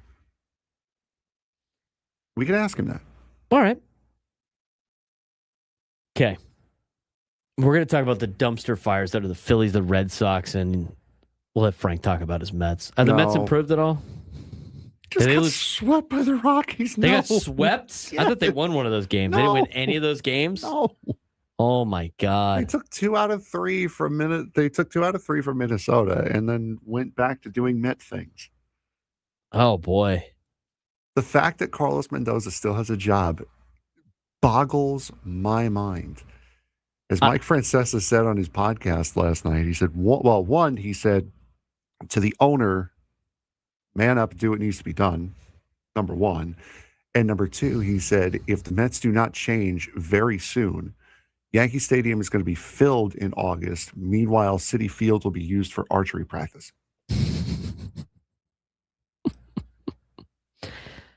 Frank already supports the Padres, obviously, as his second team. Of course. Frank's about to be the Simpsons meme where Homer's like wearing his Mets stuff and then he goes into the bush. My mom already. And he comes out in Padre stuff. Yeah, my mom already dinged her leg up pretty good jumping onto the Padre bandwagon. That's phenomenal. We'll talk about that in a second. All right, let's get to this Jake Cronenworth conversation. All right, so right now, like, he is in a battle with himself on trying to get his swing metrics down because he wants to be a guy that hits the ball in the outfield and hits the ball in the fence, which I just don't think he's that player. According to his bat speed metrics, he does have power still. It's not like it's a lack of ability, but we look at the metrics from Jake Cronenworth, and we have the season to April 20th, and then this last week. The April 20th is like the situation of, in reality, the last time that we talked about Jake's swing. So As of right now, we'll talk about the trend. So we talked about his bat speed. His off speed and breaking ball bat speed, so like his swing against off speed pitches and breaking ball pitches, is actually the highest it's ever been this month. So that's good. That's going in the right direction. He had a mixed slight regression on his fastballs. In terms of his attack angle, again, the attack angle that's in the prime spot, since we learn something new every day, Frank. Remember, it's 5 degrees to 23 degrees on the bat angle. His fastballs are mostly 0 to 5 degrees, which means it's below. And on breaking pitches and off-speed pitches, it's over that. So in the last week of data, his swing against fastballs is actually regressed. It's down -5 to 3 degrees. On breaking pitches, still very high. He's averaging 25 to 32 degrees on his swing against breaking balls, which means he's doing the uppercut. And off speed has been very volatile. 14 to 28 inches different. He's trying to find his swing, but he has not made any clear improvements in that regard. Ideal attack angle percentage. Now, this is like the percentage of swings he takes between that 5 degree to 20 degree threshold. It's staying the same. He's had a couple of days where he has had 100% in games, but most of the time it's like 33% of the time he is swinging the bat successfully. Swinging the bat at the ideal attack angle. He's worsening his consistency with his swing length, extra length on non-fastballs, so his swing is getting longer through the zone on the breaking pitches. His swing path tilt is steeper, but it's now messier. In terms of like where the intercept Y and intercept X that we've talked about before, staying the same. Not really any progress on the intercept Y, which is the vertical portion of the game. In terms of the horizontal attack, he's actually worsening in that regard. And for attack direction, he is regressing, more pull side extreme on breaking balls. We talked about Jake's metrics, Frank, a couple of weeks ago, so we didn't want to get into the details of everything when it came to his attack angle and all that other stuff. But with this data, what we could pull from it for the last week, because we're going to see if he's making any progress. Frank, he's not making any progress. He's, in fact, getting worse at all of these particular metrics in terms of comparison of what the ideal numbers are for these metrics where it comes to his swing shape. And what spurred us to this conversation was Kristen Script Ranch calling in saying he's swinging on this uppercut swing and it's never going to work. So we looked into it, and that's basically what his problem has been. And it's not getting better. It's getting worse. The only thing that's gotten better is his bat speed, which is great. But if you continue to just have this uppercut swing, you're going to see the rollover ground ball he had with Sung Moon Sung at third base on Sunday to try to potentially bring in the tying run. What did he do? He had an uppercut swing, and he rolled over to the right side of the infield. He's not improving right now.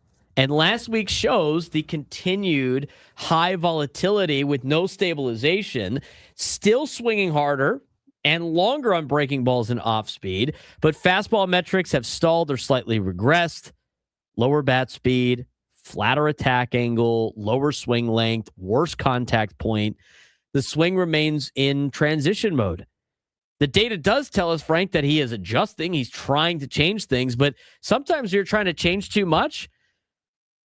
You know what you are? You're Xander Bogaerts last year.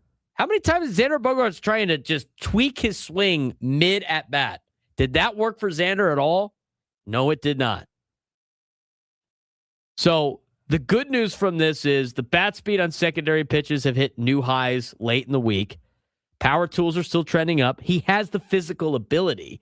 But the concern is the fastball performance is not getting better. It's getting worse. The majority of pitches that he sees, by the way, and he has not improved, and he may have ticked backward in the last 7 to 8 days on the fastball. And the ideal attack angle percentage and consistency metrics are as spiky as ever. And the spiky data means he's trying to do a lot more than he really can. And he's trying to tinker too much. And he's not, I'm just telling you, I just feel like he seems like he's in a position of being two different players. He's trying to be, he's in the position of, going away from the player that he's supposed to be and going to a player that he cannot be. Yeah, that's what it seems like to me when you look at this data. He's not a power hitter. He never has been. And I don't understand where this mentality shift for him has come from. He was at his best in getting the most production when he was a line drive hitter who would hit home runs by accident, which is fine. Not everyone's going to be a 20, 30 home run hitter every single season. That just doesn't happen. You have to know your lane. And right now, Jake is trying to squeeze his way into a lane, and he's just not fitting. He's just not. And it's really sad and unfortunate to see because he is a decent player when he's right. But right now, it's just he's not helping. He's a detriment, unfortunately, to the team.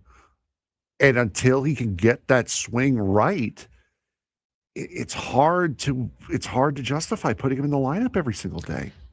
It is, but at the same time, like he's got to play to fix it. The data you're seeing in the spikes, I mean, he's trying to fix it. And the reality is, with the lack of clear improvement in the last week, it means you have to have continued patience rather than expecting an immediate explosion. Like, he's not tonight, if he starts tonight, he's not tonight going to get like 4 hits. No. He might get a knock and it might look better. And then tomorrow, like if he's made the improvements, like maybe tomorrow he gets another single. I mean, it's going to be a slow development back as he tries to find his swing.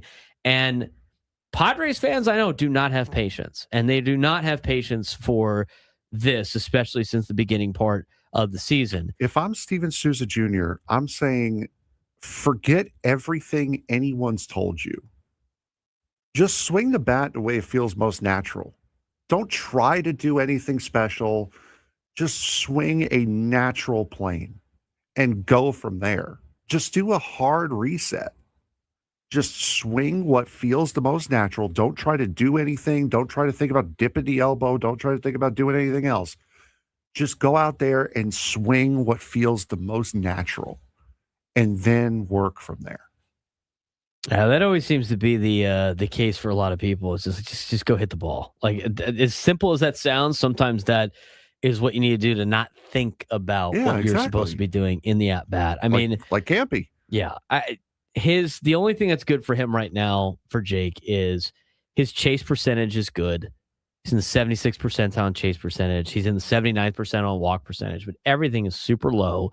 And again, I think it's the swing. And I just keep going back to what he said in spring training about like the player he wanted to be again. It's like, I think he got fool's gold in 2020 in a small sample size of the amount of home runs he hit. We didn't even look at 2020 yesterday because Scraby and I both looked at this. We looked at 21 and 22 and compared that to the fall off that he's had over the last couple of years. And while, yes, he still had a decent amount of home runs, he was hitting 70, 80 RBIs in those 2 years, and he has not gotten back to that sense ever since he really started to go for power, which he doesn't need to do. There are enough power guys on this team not doing power, not hitting for power. We don't need a not power hitter guy going out trying to hit for power and not doing it too. I mean, you start looking at his just overall page on Baseball Savant. It's a lot of blue on there, which means bad. His expected weighted on base average is 310. That's not bad for considering what his current batting average is, but his expected batting average is not much higher than what his actual batting average is. You can't even look at the expected numbers right now. He's in the 25th percentile in expected batting average. He's in the 41st percentile in expected weighted on base average. His expected slug, he's in the 19th percentile. The exit velocity is not great. I mean, the swing speed's fine, but he's not hitting the ball with any authority because he keeps getting on top of the ball because he has his uppercut swing. Hard hit percentage, low. Barrel percentage, low. Launch angle sweet spot, low. Bat speed, kind of neutral, which that's like the aging perspective. So, again, like we talked about with Xander Bogaerts last year. Last year was a lot more mechanical and bad luck and not physical ability falling off. I think the same thing can be true about Jake Cronenworth. I think it's a lot of the metrics. I think it's a lot of how his swing. I think it's the mental approach in the box. It's not physical ability. He's still swinging the bat hard. It's not physical ability, but I think it's the inner battle for him and trying to be a player that I don't want to say he can't be. I'm going to say a player he doesn't have to be. True. He doesn't have to be that player. Oh, exactly. And like you said, he's not regressing because of age and natural regression. He is regressing because of mechanics. Correct. That is his biggest problem is mechanics. He's not old. He's just, quote unquote, broken a little bit. And I know, like, you don't want to hear the Padres fans don't want to be patient. I get that. Padres fans do not want to be patient. We've waited a long time to be good at baseball. You're done being patient now. Yeah, they don't want to be patient. The reality is you haven't paid for an X amount of years. He's going to get a little bit more patience from the organization than probably anybody else on this team. So I saw, we're talking about Nick Castellanos. Nick Castellanos is making league minimum. Like, that's the first move you would make with this offense. Jake is going to get more time. So here's the message I say about Jake Cronenworth. He's not playing well at all. His swing, which we on this show have been talking about for weeks now, it's not getting better. There's a couple of days, but it's very volatile, which means he's working on it. And since he regressed a little bit last week, I'm telling you, it's not going to happen like that. It's going to take some time for him to figure it out. And the only way he can do that, Padres fans, is by playing. So you're going to see this guy play more. They've invested in him to play. And unless they want to just write a check for him to go away, which I don't necessarily think they want to do. I don't think any team really wants to do that. As much as people say, like, the Dodgers have, like, kind of money like that, they don't. If they had money like that, they would have quit on Roki Sasaki already and moved on. Like, nobody likes just eating money to eat money. Not even teams that could do it. So, regardless of a new ownership, regardless of how much money they have, regardless of how much money they can spend, writing a check for somebody to do nothing for you is not something that is, in the long term, a very wise idea. You want to play Ty France more? Maybe in the next couple of weeks or so, but Jake Cronenworth needs to play. And he's got to figure it out by playing. Unless he gets hurt and he does a rehab assignment. But you can't send him down, and you can't, there's a lot of stuff that you can't do that I think a lot of people think you could do. He has to play his way out of it. 833-288-0973, 833-288-0973. Braden Escondido, Robert and Vista, Stephen Poway, stay there. When we come back, we're getting your phone calls as we discuss the offense a little bit and took a deep dive on Jake Cronenworth's swing. We'll get more to that when we come back on the Braden Surprenant Show. Standing goes over at Sports Station 97 through the Fan.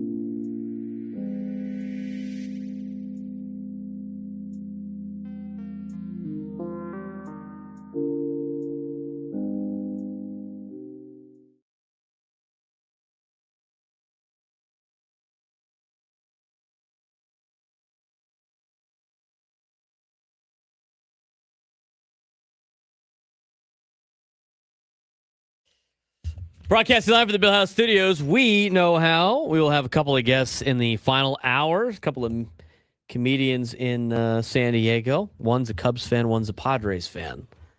We'll see what kind of memory lane S-talk we can get with some of the Cub Buster series stuff. Whether or not they know what a fair or foul ball is as well. Apparently nobody knows. Not even the rules themselves. 833-288-973, 833-288-973. We're going to talk about maybe some of the train wreck that is some of these teams in Major League Baseball today. We might have to dive into that tomorrow. Spent a lot of time on the breakdown of Jake Cronenworth's swing. Do want to get your phone calls, though. 833-288-0973, 833-288-0973. Let's get out to Brad Escondido. He's been waiting on hold for a while. Brad, what's going on, man? Boys, how we doing? I'm doing well. You know what? Despite everything we've talked about, Brad, the Padres won yesterday. Padres have the second best record in the National League. Got to be feeling good right now. I love it. And the fact that only Camposano's hitting higher than Arise is a wonderful thing. Where are the Giants at right now in the standings, though? Come on, Brad. Come on, man. You're killing me. Hey, regarding Cronenworth, what I see when he was hitting hot last year, he kept more upright in his stance. When he swings and drops to a knee, I go, ugh.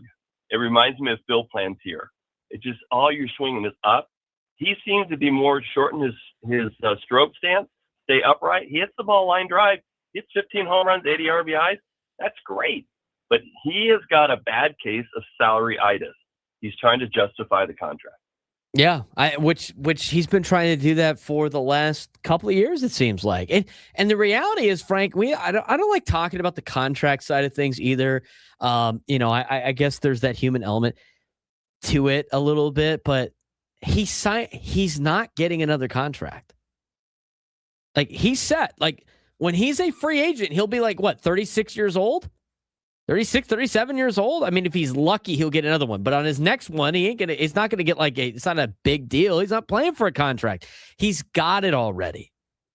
Go out there and play. It should be like, at this point, with what he has done for the organization, the big hit against the Dodgers in the playoffs in 2022, I don't think he needs to try to justify his contract. And by the way, Jake Cronenworth being a gap-to-gap hitter, a doubles hitter, like all that stuff, being a guy that doesn't hit the ball over the fence, that's kind of what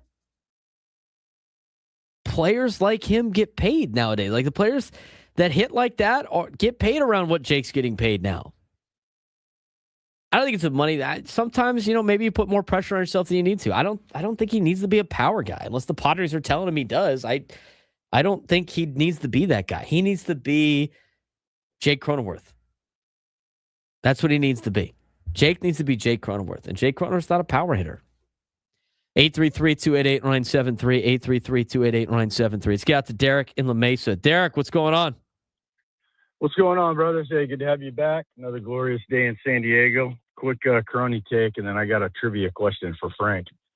Brother, I'm so frustrated. I called you a couple of weeks ago. You hit the nail on the head. I mean, he's really trying to be a guy that he's not. Crony is a gap-to-gap guy. Love the guy, but, brother, he's got to get going. I mean, do something. Do something to help this team. I think we're going to see a lot more of Taddy at second, man. I don't know what else we can do. The guy's just not swinging the stick right now. Yeah, well, not only that, too. I think it's starting to affect. It looks like it's starting to affect his fielding. Yeah, absolutely. All right, enough on that. I think we're beating it to death. Frank, I need you to put your thinking cap on for this one, brother, because this is going to require some thought. Are you ready? Mm-hmm. All right, brother. What very famous numbers are sandwiched between 9 and 12? Gee, would it happen to be 10 and 11? It is 10 and 11. And coincidentally, since we talked last, Frank, the same Carson number. Pudge hit number 10 and 11. Coincidences are amazing. You want a better, Derek? Do you want a better one, Derek? Oh no, I do. Go ahead. Wins number 10 and 11, something the Mets still have not achieved this season. That's another one you can go with. Wow, that's awesome. I love this routine. Right? This is great. Yeah, Frank, you're dogging yourself, bro. I didn't come to smash on the Mets. They do enough of that themselves. But I know. Hey, you guys have a great day. And Frank, I'm sure we're going to be talking here in the next couple of days. Wonderful. Have a good day, man. Can't wait. I'm going to add on. Derek said, the Mets usually smash. They do that themselves. They don't smash. Well, they don't smash baseballs. I can tell you that. No, they don't. They do not. Other teams smash baseballs at Citi Field, especially against the Rockies. They do not do that. Just not the Mets. Meet the Mets. Meet the Mets. There's alternate lyrics that are going around right now. I'm sure there are. I'm sure there are. Let's get out to Kevin in Chula Vista. Kevin, what's going on? How's your Tuesday going, man? Pretty good there, guys. Beautiful day out in San Diego. Can't complain, can we? So, getting back to Jake, maybe you ought to try golf. I mean, he's got a great golf swing. But no, seriously though, one thing that I'm not sure we're paying enough attention to is that these players, especially Jake, they have been through God knows how many hitting coaches with the Padres. I don't know if that has any effect on it one way or another, but it's certainly something that maybe ought to be considered, because for whatever reason, messages either aren't being said appropriately or getting through. I don't know what it is, but certainly when you continue to have a constant turnover in hitting coaches, hitting philosophies with struggling players, and you've had a lot of Padres, not just Jake, that are suffering.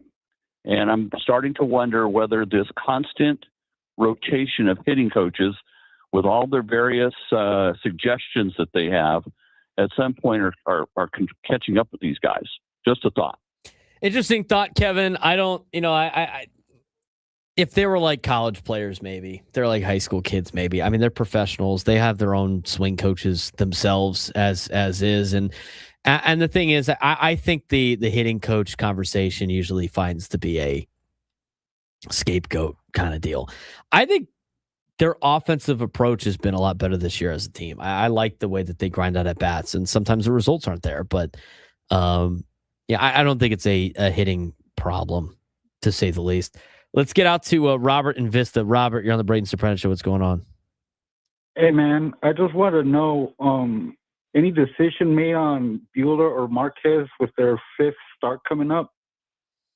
That's an interesting conversation. I mean, that time is starting to tick, right? With Canning potentially coming back, plus you got Lucas Giolito as well.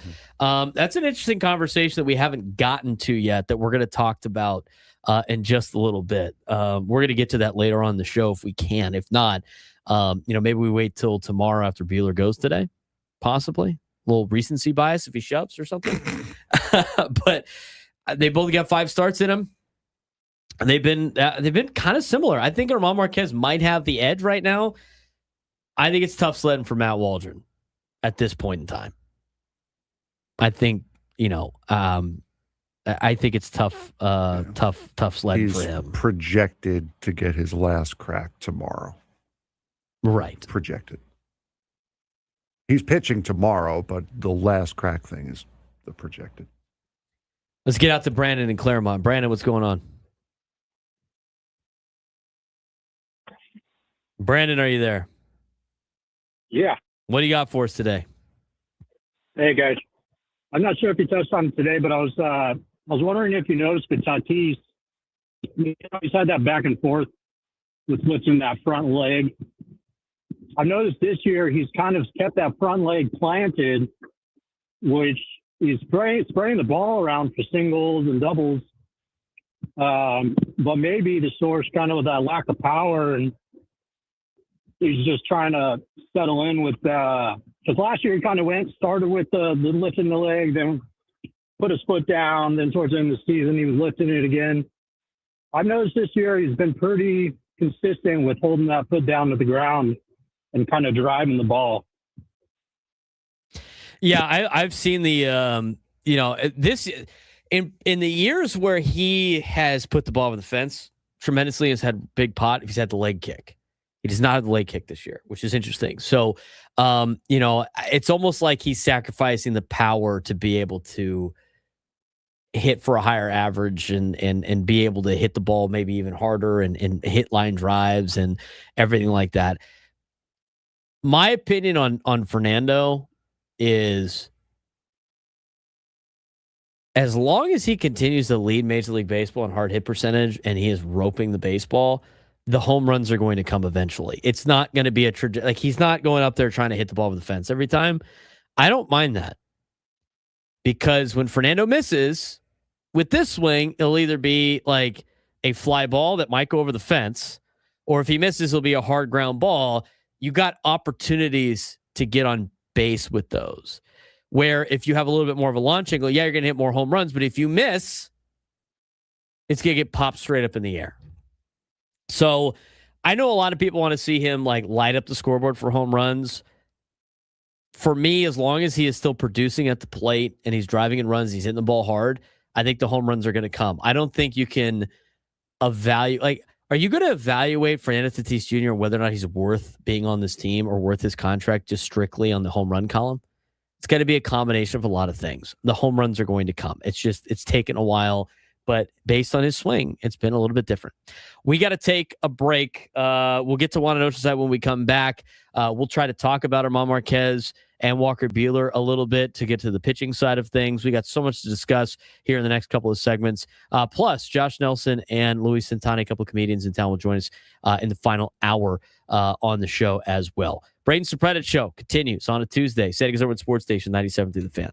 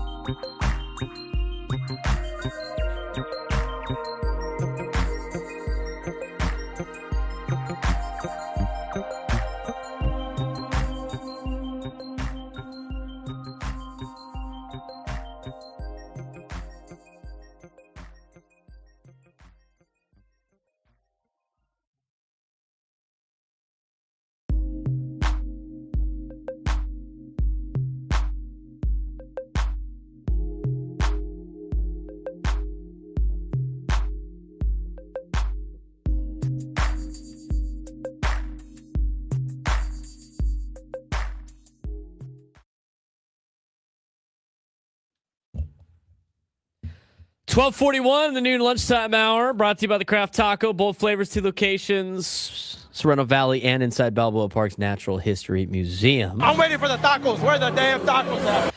Waiting for the tacos. You should be waiting for the tickets. We're going to be giving away Padres tickets in the 1 o'clock hour.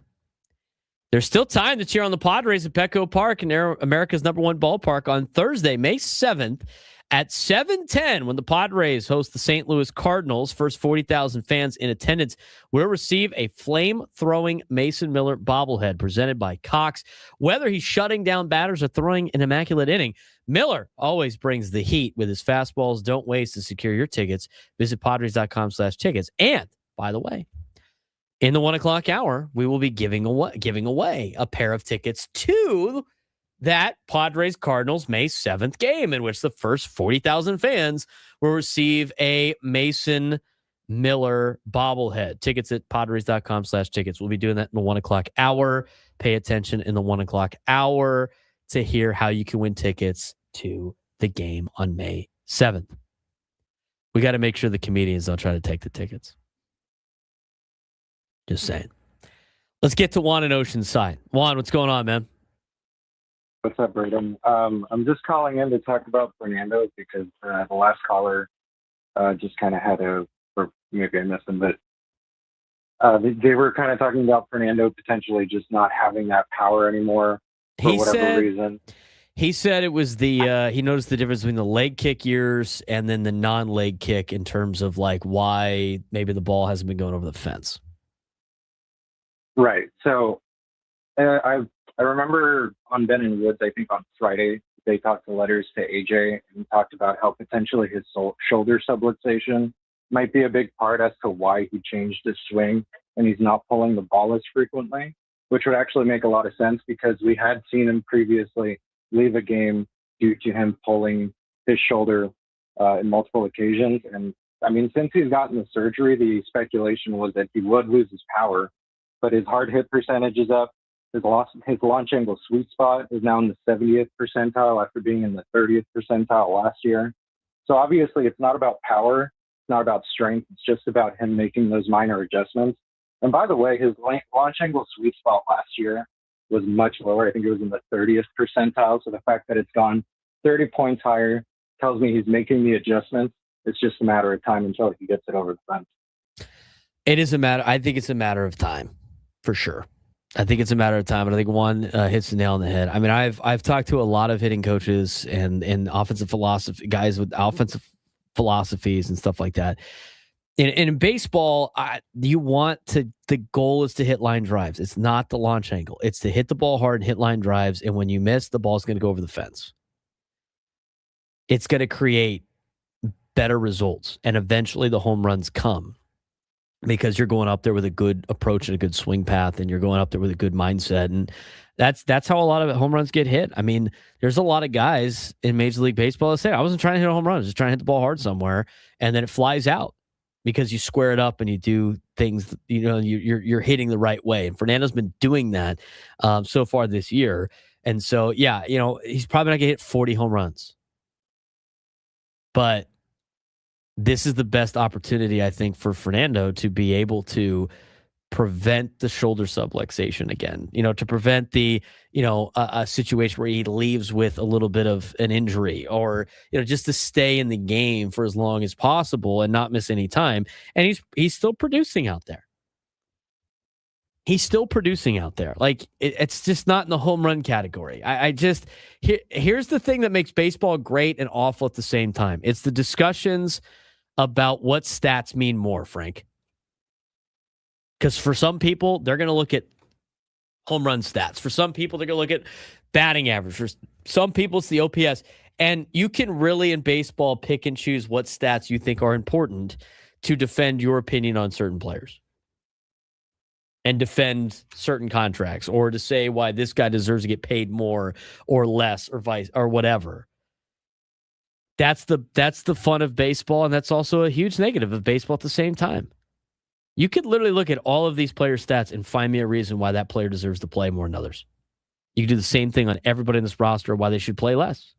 Do the same thing for pitching.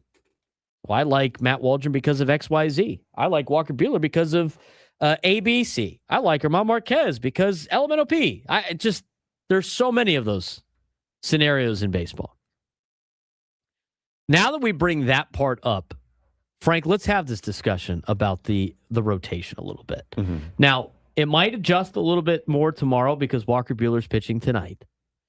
But you have now seen 5 starts out of Germán Márquez. You have seen 5 starts out of Walker Buehler. You've now seen 2 starts out of Matt Waldron. Walker Buehler is 1-2 with a 5.75 ERA in 5 starts. And Germán Márquez is 3-1 with a 4.38 ERA. Germán Márquez has done a pretty good job this season. He has gone 4 1/3 more innings than Walker Buehler has. He has limited the walks compared to Walker Buehler by 2. But he has allowed the 6 home runs. Compared to just 1 for Walker Buehler, I look at this conversation, and there's a lot of metrics where you can point in Walker Buehler's direction of why he stays. There's a lot of metrics that point in Germán Márquez's direction in terms of why he deserves to be the better player. As of right now, I think with the way that Matt Waldron has pitched, he has 1 more start left, and unless he throws a shutout or a no-hitter, he's going to be the odd man out when Griffin Canning comes back. But the next question is when Lucas Giolito comes around, assuming no injuries, what are you going to do? We talked about carrying 6 pitchers. We talked about the bullpen. We talked about, maybe moving Walker Buehler to the bullpen. But at the end of the day, you can only have really 5 guys in that rotation. And eventually it's going to come down to Márquez and Buehler, depending, barring any injuries. You can look at all the numbers and they're very similar, but what stands out to me are 2 that evaluate the overall value of a pitcher. And there's other metrics too. But as I look at their stat lines, because they're right next to each other on Baseball Reference on the Padres page, Germán Márquez has the slight edge over Walker Buehler right now. He's got a higher WAR, and he's got a way higher ERA+. These are the 2 that are the difference because, wins and losses, I think is a waste of a comparison anyway.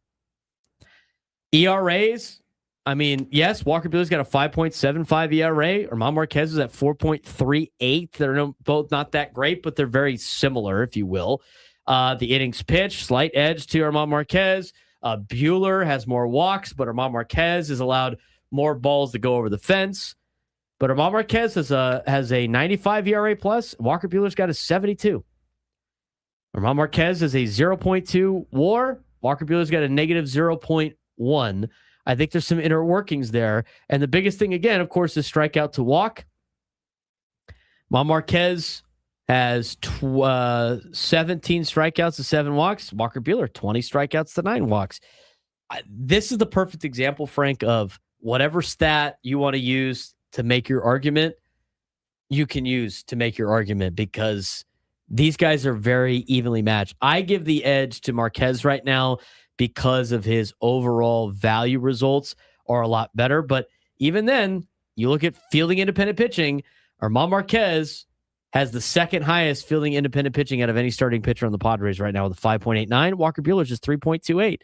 Every way I look at this, they're kind of the same pitcher right now and I just think like Germán Márquez is a slight above grade than Walker Buehler pending tonight's result. And we talked about it on the show yesterday that Marquez is also eating innings that Walker Buehler really isn't. He only pitched 2 2/3 innings. I think Marquez has had like 5, 5, and 6 in his last 3 outings, and Buehler has not had that much. Just overall, Germán Márquez has pitched 4 1/3 innings more than Walker Buehler. Okay, so but it's 5 starts though. Yeah. Like that means he's going deeper into games at least. And also, even if he just pitched an inning more every time, that's 4 straight games where he's pitching a full inning more than Walker Buehler. That difference could be made up because Buehler only pitched 2 2/3 against Colorado, so they have been more or less even if you take out that start. But from what we've seen, Buehler is having a lot more of a problem getting through the second time through the order than what we're seeing out of Germán Márquez. And Scraby brought it up yesterday that Márquez is giving up runs early. And then as the game goes on, he locks it down. He's got a lower ERA through his second time through the lineup, lower batting average against his second time through the lineup than he does his first. So it's a complete flip reversal of what Walker Buehler is doing right now as well in that regard. So to me, it's just Buehler. It feels like after both of them pitched at altitude this last time through, Buehler pitched in Denver, Márquez in Mexico City. I think Márquez right now has flipped it and has gotten the edge on Walker Buehler as far as the starting pitching rotation is concerned. I would not be opposed to swapping out Buehler and Hart, but I mean, other than that, I think Márquez is the guy who's going to stay in the rotation long term. I don't know if this is true or not, so I think I'm gonna have to do some research during the break. But I'm just thinking, like, a lot of the times they've left Germán Márquez in, they've had leads. Yeah. Like how much more run support has he gotten? Like in games this year, the Padres are 4-1 when Márquez pitches. They're 3-2 when Buehler pitches. And so far, like Buehler pitched in the game where they got 3 runs against the Rockies and they lost 8-3. Mm-hmm. They also lost a 3-2 game to the Giants, in which they only scored 2 runs. And then they put up 8 runs, 5 runs, and 5 runs in the 3 wins for Walker Buehler. For Germán Márquez, his first outing wasn't very good. He got ambushed for 4. Padres only scored 3 runs that game. That was in Boston. The first game was in San Francisco. It was against the Giants here at Petco Park. Yes, he lost 9-3. Yep. Mm-hmm. And then the other games, they scored 5 runs, 9 runs, 4 runs, 6 runs. Germán Márquez, the other thing that's interesting, again, this is a stat that doesn't matter, but it's interesting. Germán Márquez, every other start, gives up 4 runs. Yes, and gives up 0 in the start in between. He has gone 4 earned runs to the Giants, and then a 5-inning shutout against the Pirates, 4 runs against the Rockies, and then a 5 2/3 inning shutout against the Angels, and then 4 runs against the Diamondbacks in 6 innings. We know what's coming against the White Sox this weekend. Sounds like a shutty for Germán Márquez. You compare Germán Márquez and Walker Buehler, every single time you go like, oh, slight advantage for Walker Buehler, and then you look at the next stat, oh, slight advantage for Germán Márquez. They're giving you the same. You know what they're giving you? They're giving you number 5 start in rotation outings. Mm-hmm. That's what they're giving you. It might be a little bit more right now in the ERA, but I think it's got a way of balancing itself out, and we'll see what Walker Buehler does tonight. But you look at the splits, and as Frank mentioned, Walker Buehler's dominated his first time through the batting order, but the second time through has been rough. that's usually around the time starting pitchers start getting moved to the bullpen. Mm-hmm. And everybody you see in the bullpen at one time or the other was a starting pitcher. They get moved to the bullpen when they got their stuff, can only win once. And Marquez, it's the reverse opposite. He gets stronger second time through the order. Maybe you just piggyback each other. Yeah. Not a bad idea. Steve, Frank, Sean will get to you in the 1 o'clock hour.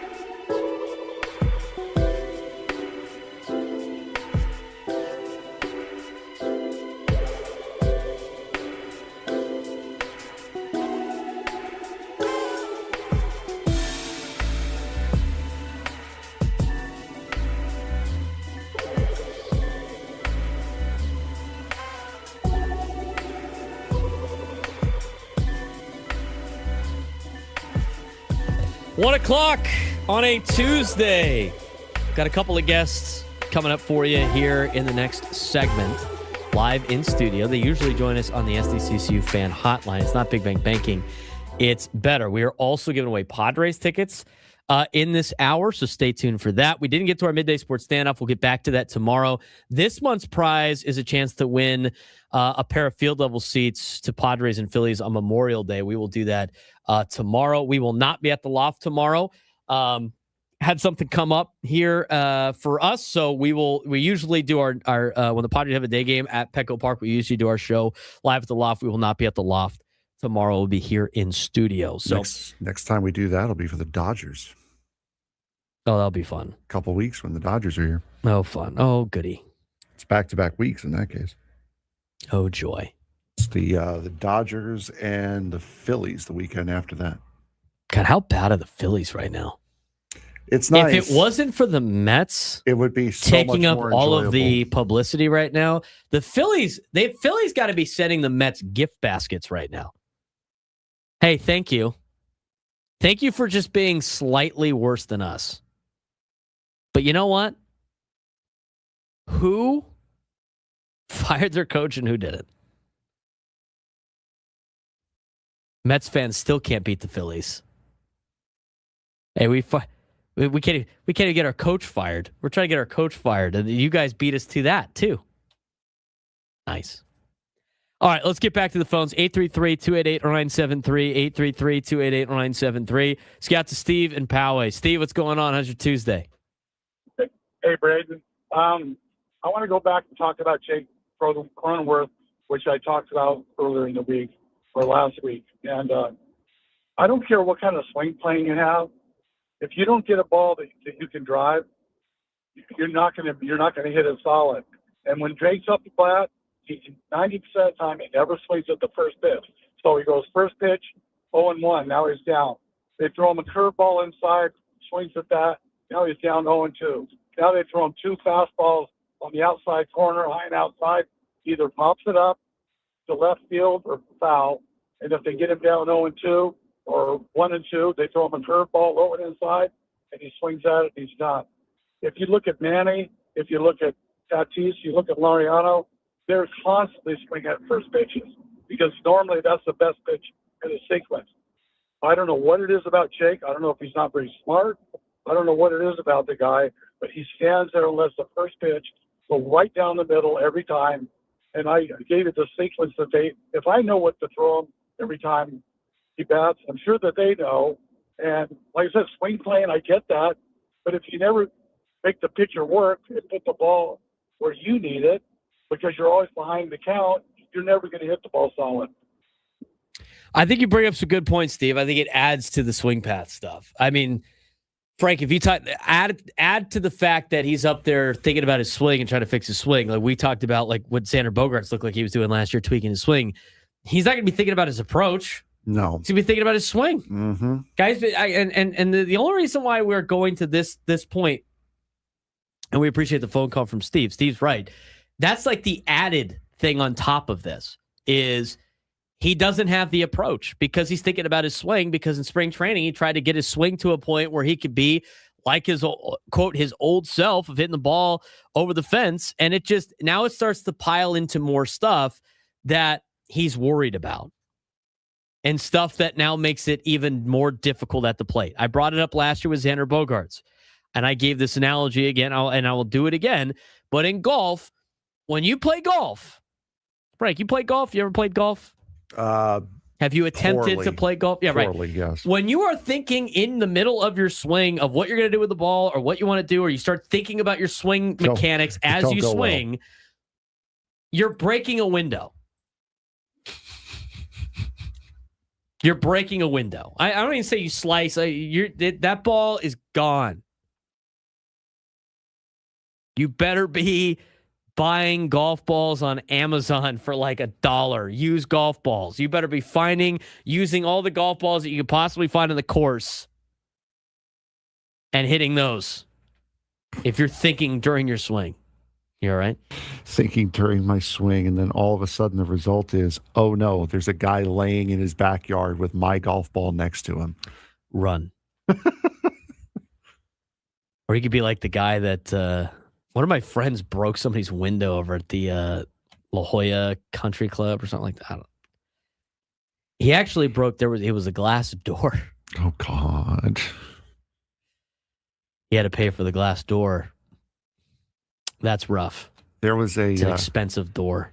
There's an Instagram guy I follow. His name's Birdogi. Says, yeah, I can hit a golf ball 300 yards, 150 yards straight, 150 yards to the right. My X and Y axis and probably 150 yards in the air. Do that a lot too. Man, I crushed that. That went really high. That's not going very far. It's too high. It's too high. Who gives a bleep? It's gone. Let's get out to Sean in San Diego. Sean, what's going on, man? Hey. So, Walker Buehler thing, I kind of was on the fence with everybody. And then I don't know if you heard it, but Sammy had an interview with him on the other day. And literally one of the questions that obviously comes up with every pitcher that comes to the Padres is, hey, how do you like working with, working with our pitching coaches and, the whisperer? And his comment literally was, well, we don't agree on everything, but, I think I'm doing okay. And then later in the interview, well, how do you got a pitcher for a coach now? How do you think he's doing? First, well, he's making mistakes, but we're going to do okay.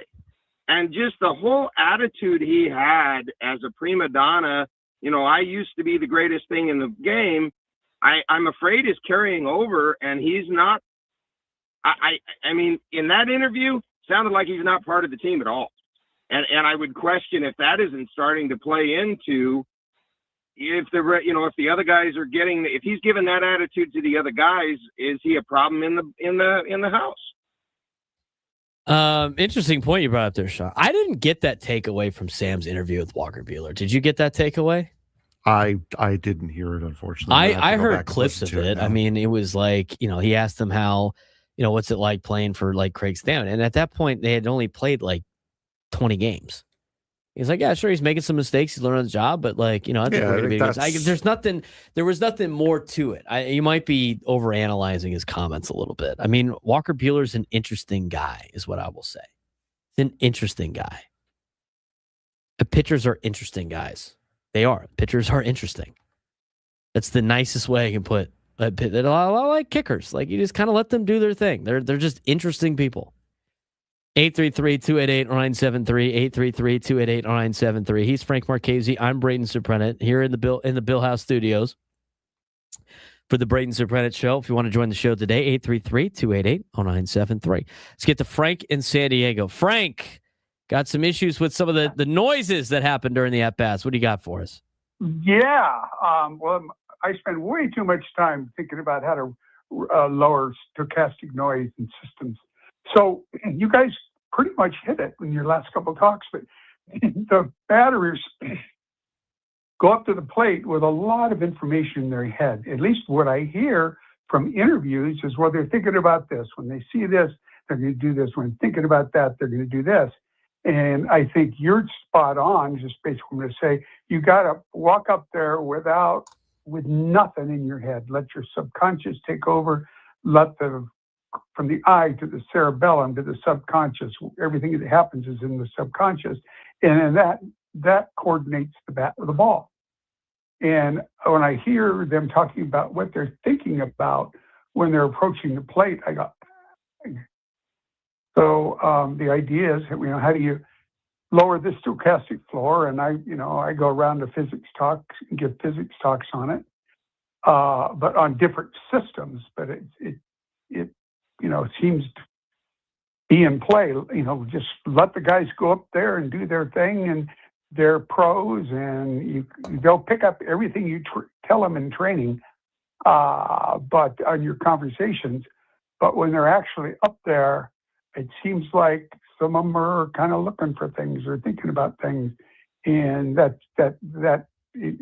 time it takes to go up to the frontal cortex, process something, come back, it's significant amount of time related to time to react to the ball. Yeah, obviously you want to be able to, and I appreciate the phone call, Frank, and thanks for waiting on hold. in terms of like what's going on in the stadium, they're professionals, right? So they have to be able to block all that stuff out anyway. But there is something to like the paralysis by analysis. And there's a lot of that going on too. Like as a coach, and I deal with 14 to, I'm just going to the full range from freshmen to seniors, right? So 14 to like 18-year-olds. There are players I can give a lot of information to. There are players that I cannot give a lot of information to. And just because I might know information about what other teams run offensively doesn't mean I need to overly explain it to the kids that I coach. And I think the same thing can be said with a lot of these analytic departments. There are some players that can eat that information up and it benefits them. And there's players you just got to keep it simple. And they got to be like fresh as much as possible, right? So there is a little bit of that involved. And as you coach, and like Steven Souza Jr. is doing this now for the first time as the head hitting coach, he's got to understand and know his players and understand like, oh, I could give more information to so-and-so.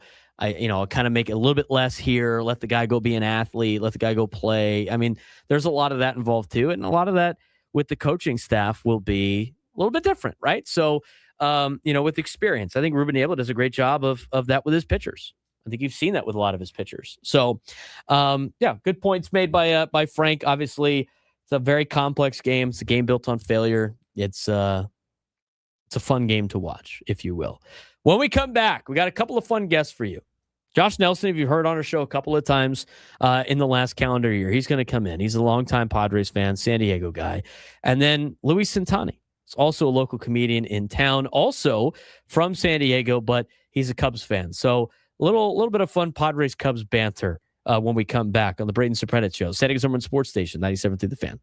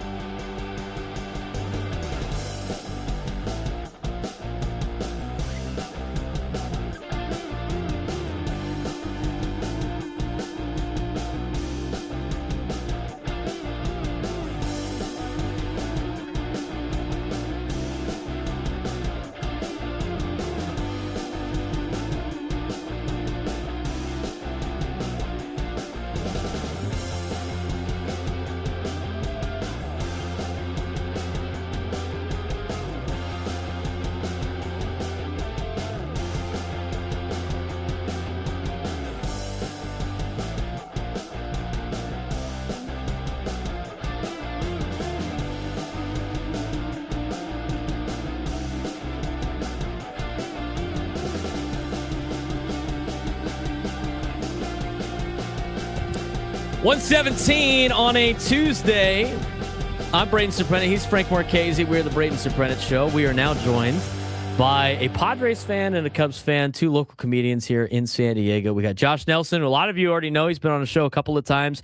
And Louis Centani joining us for the first time. You got to get a fellow Don on as many times as possible, of course. That's going to upset a lot of people sometimes. But both local comedians. Louis Centani's a Cubs fan. Josh, of course, is a big Padres fan. By the way, for everybody watching on YouTube, Josh pulling out the Garvey jersey for the series against the Cubs, a little Cub Buster action. That's a great choice. Did you wake up this morning going like, I know exactly what I'm wearing on the show? Yeah, I did. I was like, let's pick something that's going to look good and it's nostalgic. Yeah, I brought it out. So for anybody that doesn't know, because you've been on the show a couple of times with people driving around, tell us a little about yourself, Josh, where you came, where you grew up, where you went to high school, local ties to San Diego, and what you do for a living. I am from Escondido. I grew up in Escondido, went to San Pasqual High School, basically born and raised here, left just for college. I love it here. I sell booze and I'm a comedian. So... Don't you sell booze while you're as a comedian too, right? Yeah, I do. I'm always selling it. Selling the drinks. No matter what, we're selling booze. Yep. And Louis Centani joining us for the first time, also a local guy. We'll talk about why he became a Cubs fan in a second, but go ahead.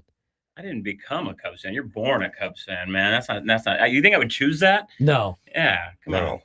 No, I from San Diego, more or less. I was born in Chicago, moved out here as a kid, so I went to uni. Back when uni was a thing. I'm a Don. And I'm a comedian and I teach writing at San Diego State.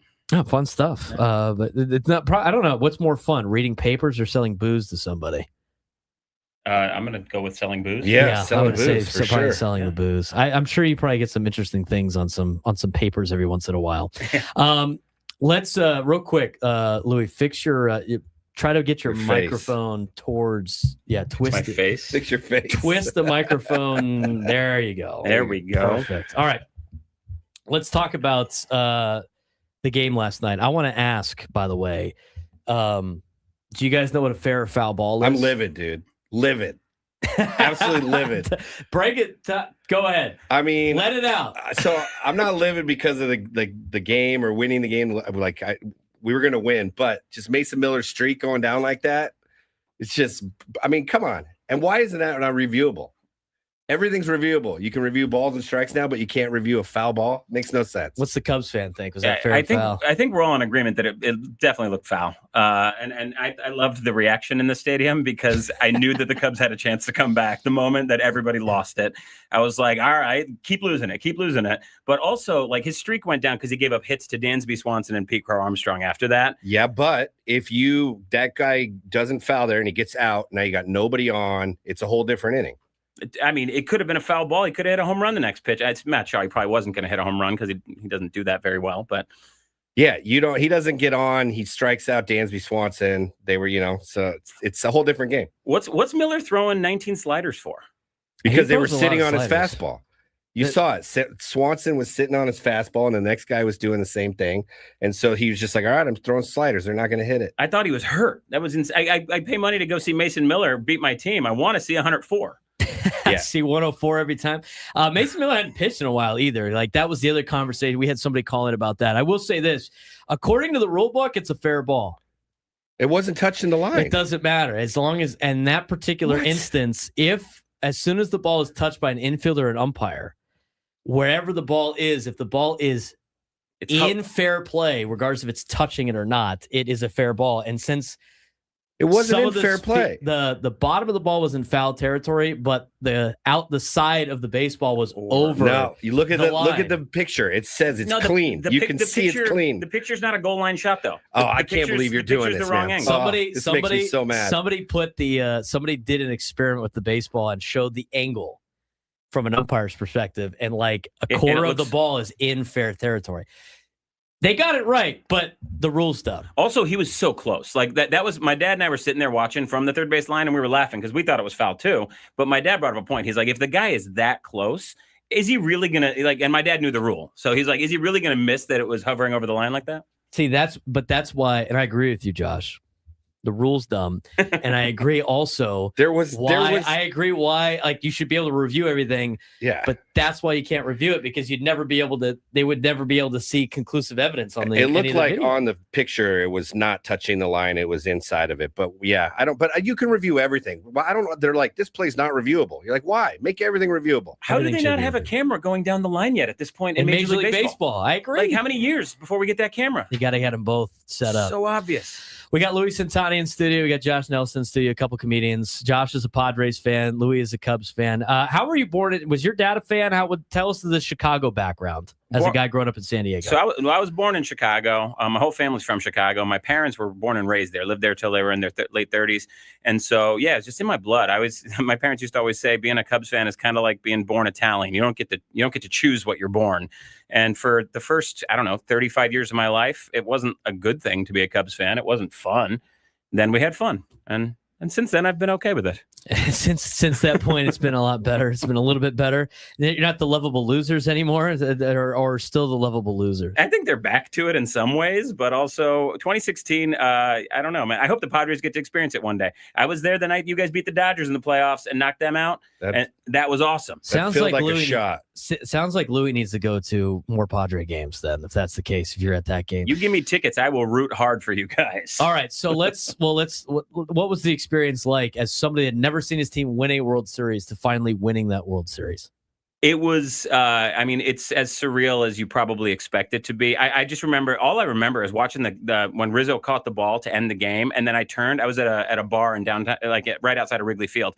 And I got shot in the face with champagne. And I've never had a more positive experience with pain in my entire life. The stinging in the eye, it was incredible. It was incredible. We just haven't experienced that. That's why I had to I ask. imagine it feels like when we beat the Dodgers in that series. It was like such a great feeling. It was really like that year we beat them. It was when the rain was coming down. Yeah, that was cool. Everyone's singing all the small things. Like, it was a party. I feel like that's what it's gonna feel like. I think so too. The first instance of a parade seems very interesting to me here in San Diego. It'd be something cool to go attend. I will say this. Here's the other thing as a maybe you relate to this. I always none of my teams have ever won a championship. And so I always want to know what it's like the next season after you win. It's like, all right, are you just over do we it? try to do it again? Or did we just finally accomplish something that we've never accomplished before? This is great. We've already done what we needed to do. What's that next season like? Or are you just the entire time going we're the reigning champs? Do you? No. Okay. So the next season, you're totally accepting of whatever happens because you're like, we got it. It's the season after that you come back and you're just like, all right, why are we still sleeping? What's going on? Because 2017, the Cubs had a decent season. 2018, they just kind of lingered the whole season. I think that might have been the year that we didn't even make the playoffs. We lost to the Brewers in the last week or something. And you just start getting frustrated. And when you trade away your core after that, it is the most devastating thing ever to have to look at a roster and be like, these aren't even the guys that I rooted for anymore. That was the hardest part. Sounds like you get greedy. Yeah, it might be. You know what? We have a lot of people that call in and complain about a lot of stuff. And, we've seen, I know I've seen. I think Josh had to delete his Twitter with the amount of tweets he puts out there. The tweets are so funny. I deleted it. They're so funny. I deleted it. But I tell you what, I still feel like if the Padres were to win the World Series, I still feel like opening day they lose. People are just like, this team is terrible. Yeah. Get rid of everybody. This is a joke. I feel like you get a couple of weeks before you go you really start diving back into to caring about the ins and outs of everyday games. I don't know. I mean, I didn't. We're emotional fans here. Because this is all we have. We got the soccer team, but this is all we put all our energy into this. So we're emotional from day one, I also think modern sports is more emotional than it ever has been in some ways, because when Mike Ditka won the Super Bowl for the Bears, that guy doesn't pay for a meal in Chicago for the rest of his life. Joe Madden isn't treated like that. And Joe Madden broke a bigger curse as a Cubs manager. And maybe he is, I don't know. But I don't hear him talked about the way the Bears fans talk about Ditka. And I think it's because we are constantly looking for the next thing. And everything's going so fast now in modern sports. See, I kind of have a different opinion because now you go online and there's reactions to everything. You got reaction videos. You got people talking about it all. So it's just you're absorbing all the content and all the games on a daily basis. So I feel like it's just in your face all the time. So you are more into it, even from day one. Like I was mad about the manager with the bullpen stuff like week 1. So, first day, guys, guys, a former bullpen pitcher that probably knows way more about bullpens than Josh. What are you doing, man? Bro, what's going on? Josh knows. I love Josh it because I got rid of my Twitter and now I text. Now he just texts him. Now I just get the texts. I text him my tweets. Exactly. This is terrible. I don't know what they're doing. What is he doing, man? What is he Audience doing? of 1. I know. Hey, you know what? And we're talking with Josh Nelson and Louis Santani, a couple comedians in town, here, and we'll talk about some of your guys' next upcoming gigs when we come back from break. But the thing is I'm level-headed on the airwaves, but I'm just like you, Josh. Like in the moment, this is like, what is going on? What possibly are they doing? And then you have to sit on it for a little bit, and you have to pull the whole. I go into coach mode since I'm a high school football coach, and I go like, it's probably not as bad as I thought it was. It's probably not as good as you think it is, and you got to you got to flush it immediately in baseball. But in the moment, I don't tweet this stuff out. I do the same thing as you. I put nonsense into my friends group chat. Yeah, just nonsense. My brother gets a lot of long texts from me that I wouldn't feel. I just feel like I look insane, and my brother's the only one who really knows that side of me. Does your brother root for the Cubs too? Oh yeah, because I know he goes to a lot of Padre games. But yeah, my brother's in baseball, so he knows a lot of guys, and so he's connected. But he still roots for the Cubs. At least he entertains when I get mad about like yesterday. I got mad about when Ty France got that hit. He took strike 3. But we were out of challenges. Yeah, out of challenges, man. And so the Cubs pitcher manage your challenges better. Why is a pitcher challenging a strike? There you go. Manage your challenges better. I agree. All right, let's. I do want to talk about what was. I think the perspective is interesting too. We talked a lot about the Padres' perspective of last night's game, obviously from our viewpoint. What's the breakdown from Cubs land after last night's performance? After what happened over the weekend in Los Angeles? Oh man, I was at the game on Sunday in Los Angeles. That was I've been to hundreds of games in my life. That was the worst one I've ever seen. They just had no fire. And then so last night, what's he sending out the starter for in the 5th inning to face Machado if he's not planning on keeping him in after that? Like, let's see what Machado, who's 2 for 2, does just to test it out.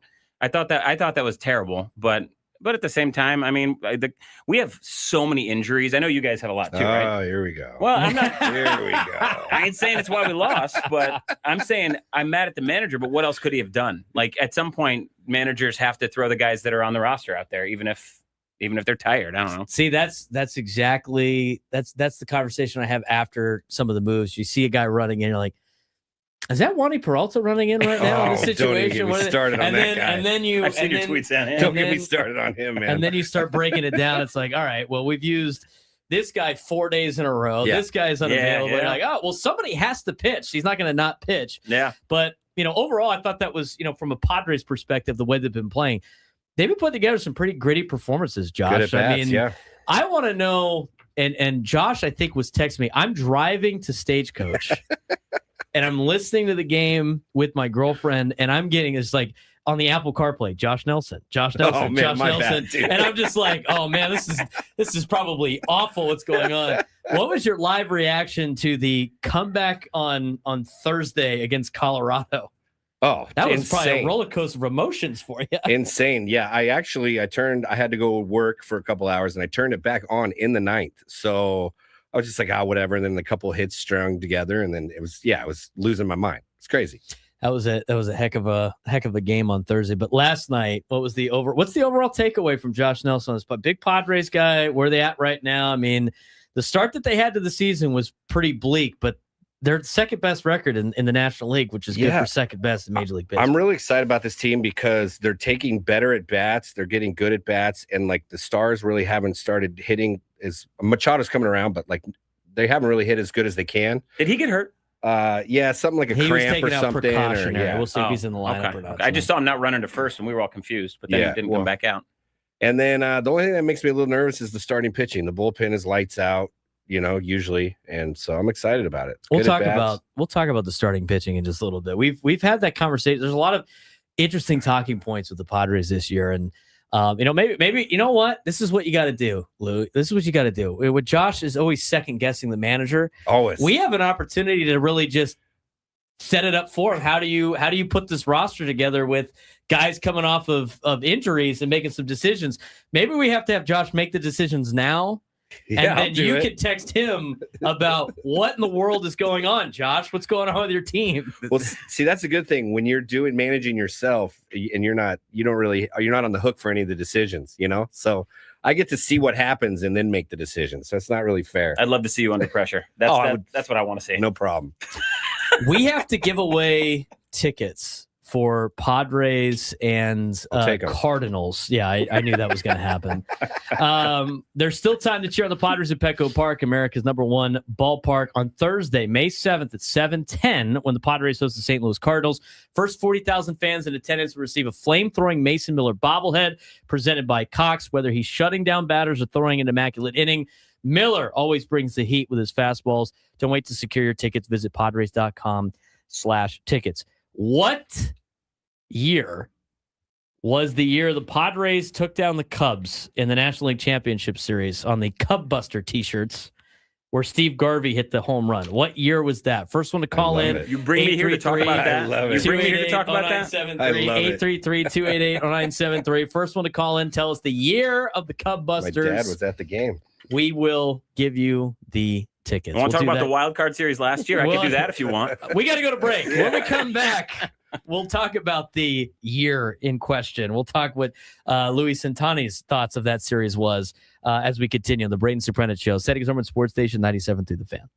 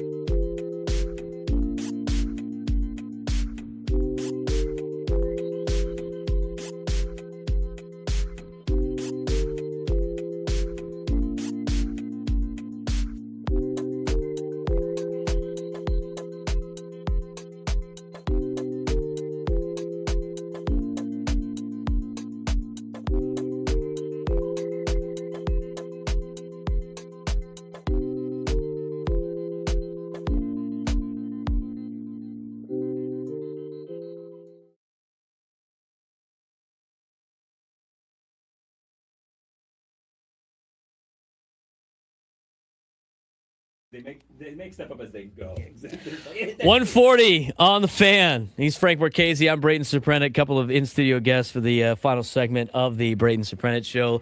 Louis Centani, local comedian. Josh Nelson, local comedian. Grew up, born and raised here in San Diego. Talking Padres, Cubs. We got the Cub perspective from Louis Centani. We got the Padres perspective from Josh Nelson. And going to break, did we get a winner? I would imagine we probably got a winner pretty quickly. We did. We got Kevin and El Cajon. Keith and El Cajon. Keith and El Cajon. Keith Sorry, and El Keith Cajon. Is it Keith or is it Kevin? What'd you put down on the sheet? Keith. It's Keith. Some guy named Kevin's stoked right now thinking he won tickets. Yes. So the question was, what was the year that the Padres took down the Cubs in the NLCS to go to the World Series? That year was 1984. Saw the Cub Buster t-shirts. Any comments, questions, or concerns about that series, Josh? It was a great series. You Great said you had your... My dad was there. Oh, nice. Yeah, he had season tickets that year, and he talks about it all the time. What's the Cubs' perspective on that? My dad was there too, but he was in Chicago when things hadn't gone bad yet. The cool thing was as we went to break and we gave the trivia question out, both Louis and Josh talked about some of the major league guys that they ended up facing with, because you guys both played baseball in high school, right? Yeah. So you played at San Pasquale and Louis played at Uni. You were talking about, we'll start with you, Josh. Talk about some of the, because somebody in the YouTube comments said, Josh Nelson, 0 for 20 against me in high school. Yeah. I don't know how you get 20 at-bats in a high school. You don't play these teams that many times. Yeah, we played San Marcos maybe twice, and I didn't hit 10 times each game, and I guarantee I got a hit. I batted 300 that year, but I'm not keeping track. Also, last thing, baseball was my third sport. Like, that was a throwing sport for me. So what do we do? Like, I got to do something in the spring. You know, I had to do something. Guys that picked up the mic. You didn't pick up the mic yet for the comedy. Too young to sell booze. Yeah. You know, he's got to do something. I had to do something. You were talking about some of the good play. Like, San Diego's got so many great players in town, but you were explaining like some of the teams that you would go against that were stacked. Some of the players you played against. Who were some of the guys that ended up making it pretty far? So I got lucky enough to get a hit off Chad Hutchinson, who threw like 98 in high school and went on to Stanford and played quarterback for Dallas. And then we played Eric Chavez and something Munson or something like that. At Mount Carmel? At Mount Carmel. And Chavez was just ripping doubles on us all game. Like, he just crushed the ball. He hit the ball so hard, he almost broke my hand one time at first base. Like, just studs. Yeah. It was fun. And you know, Louis was playing at Uni. Obviously, you played Mission Bay a lot. So it was Matt Bush. You know, some of those years, but you've would have got some pretty good players as well. Yeah, Matt Bush, number 1 overall draft pick, but he lost the CIF championship to us that year. So nice. he was a stud. He was a good competitor. I liked playing against him. I got hit by a pitch by Cole Hamels, facing him when he was with RB.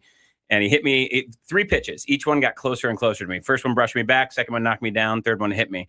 So I got on first base. There's scouts everywhere behind the plate. Like, watch it. And I'm like, I'm going to steal second base off this guy. I don't care how big of a scout. No. You know, he picked me off. Of course he did. Of course he did.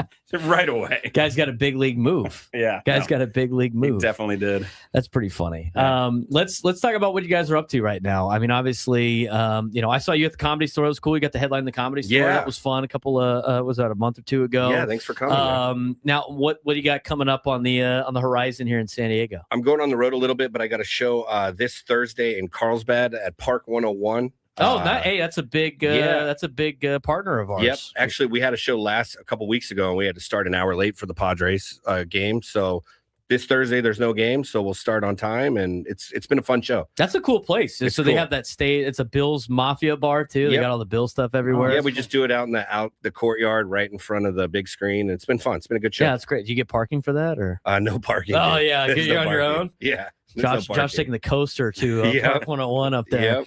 Yep. So that's your next one, and next any local other show. Other couple stuff coming up, or where are you going on the road? I'm going to Phoenix for a little bit.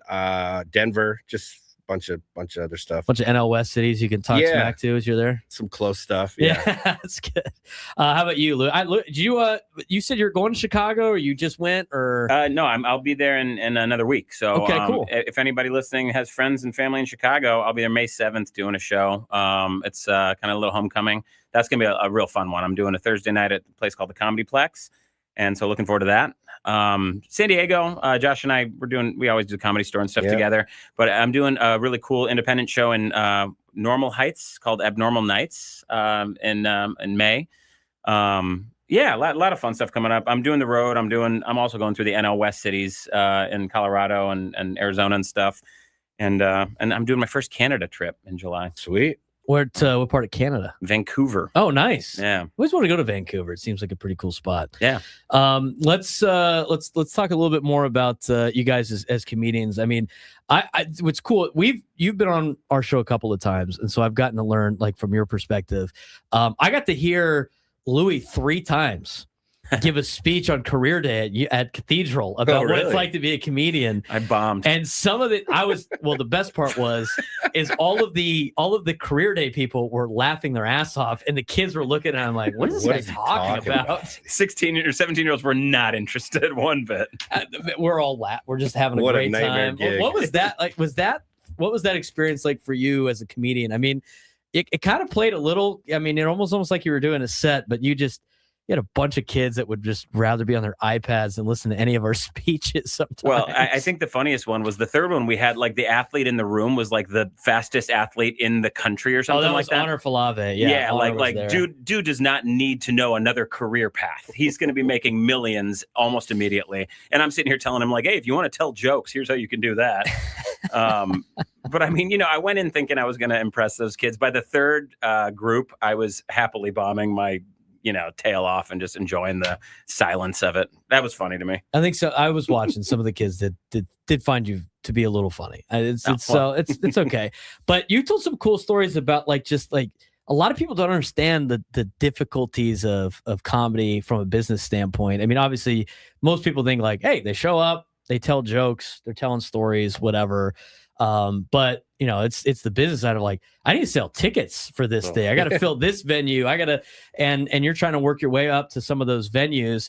What are some of the challenges you guys have to face in just like the business side of comedy? It's tough. Yeah. That's the hardest part is selling tickets. The clubs book you if you sell tickets. And so that's our whole goal. And that's why everybody's will be like, come see us in Oklahoma or come see us in Albuquerque. But, if you don't sell any tickets, the club's not going to book you. Yeah. So you got to try to do social media and have a following and sell tickets that way. And so hopefully all of a sudden people in Denver go, hey, we do want to come see you. And you build that way. But it's hard. I mean, how many times do you get a situation where you get like big crowd one night, next night, 12 people, just all over the place? I mean, that seems like it might be a common occurrence. And how do you kind of tailor, like, do you have to change your set based on the audience a little bit or not? No, really? Not usual. Like the amount of people usually doesn't matter. You do your set because you also want to bring it for the 12 people that showed up because, they are there and, they went through a bunch of effort to get there. So you want to put on the same show. Yeah. But it's hard, like to, sometimes you're like faking the energy of 12 people versus a couple hundred.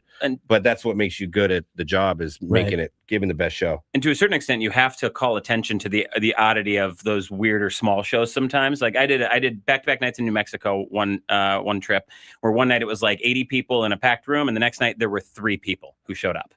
And that's hard. If I acted like it was normal to perform in front of 3 people, it would have felt so distant to those people. So I just talked about how odd it was, won them over. By the end of the night, more people trickled in.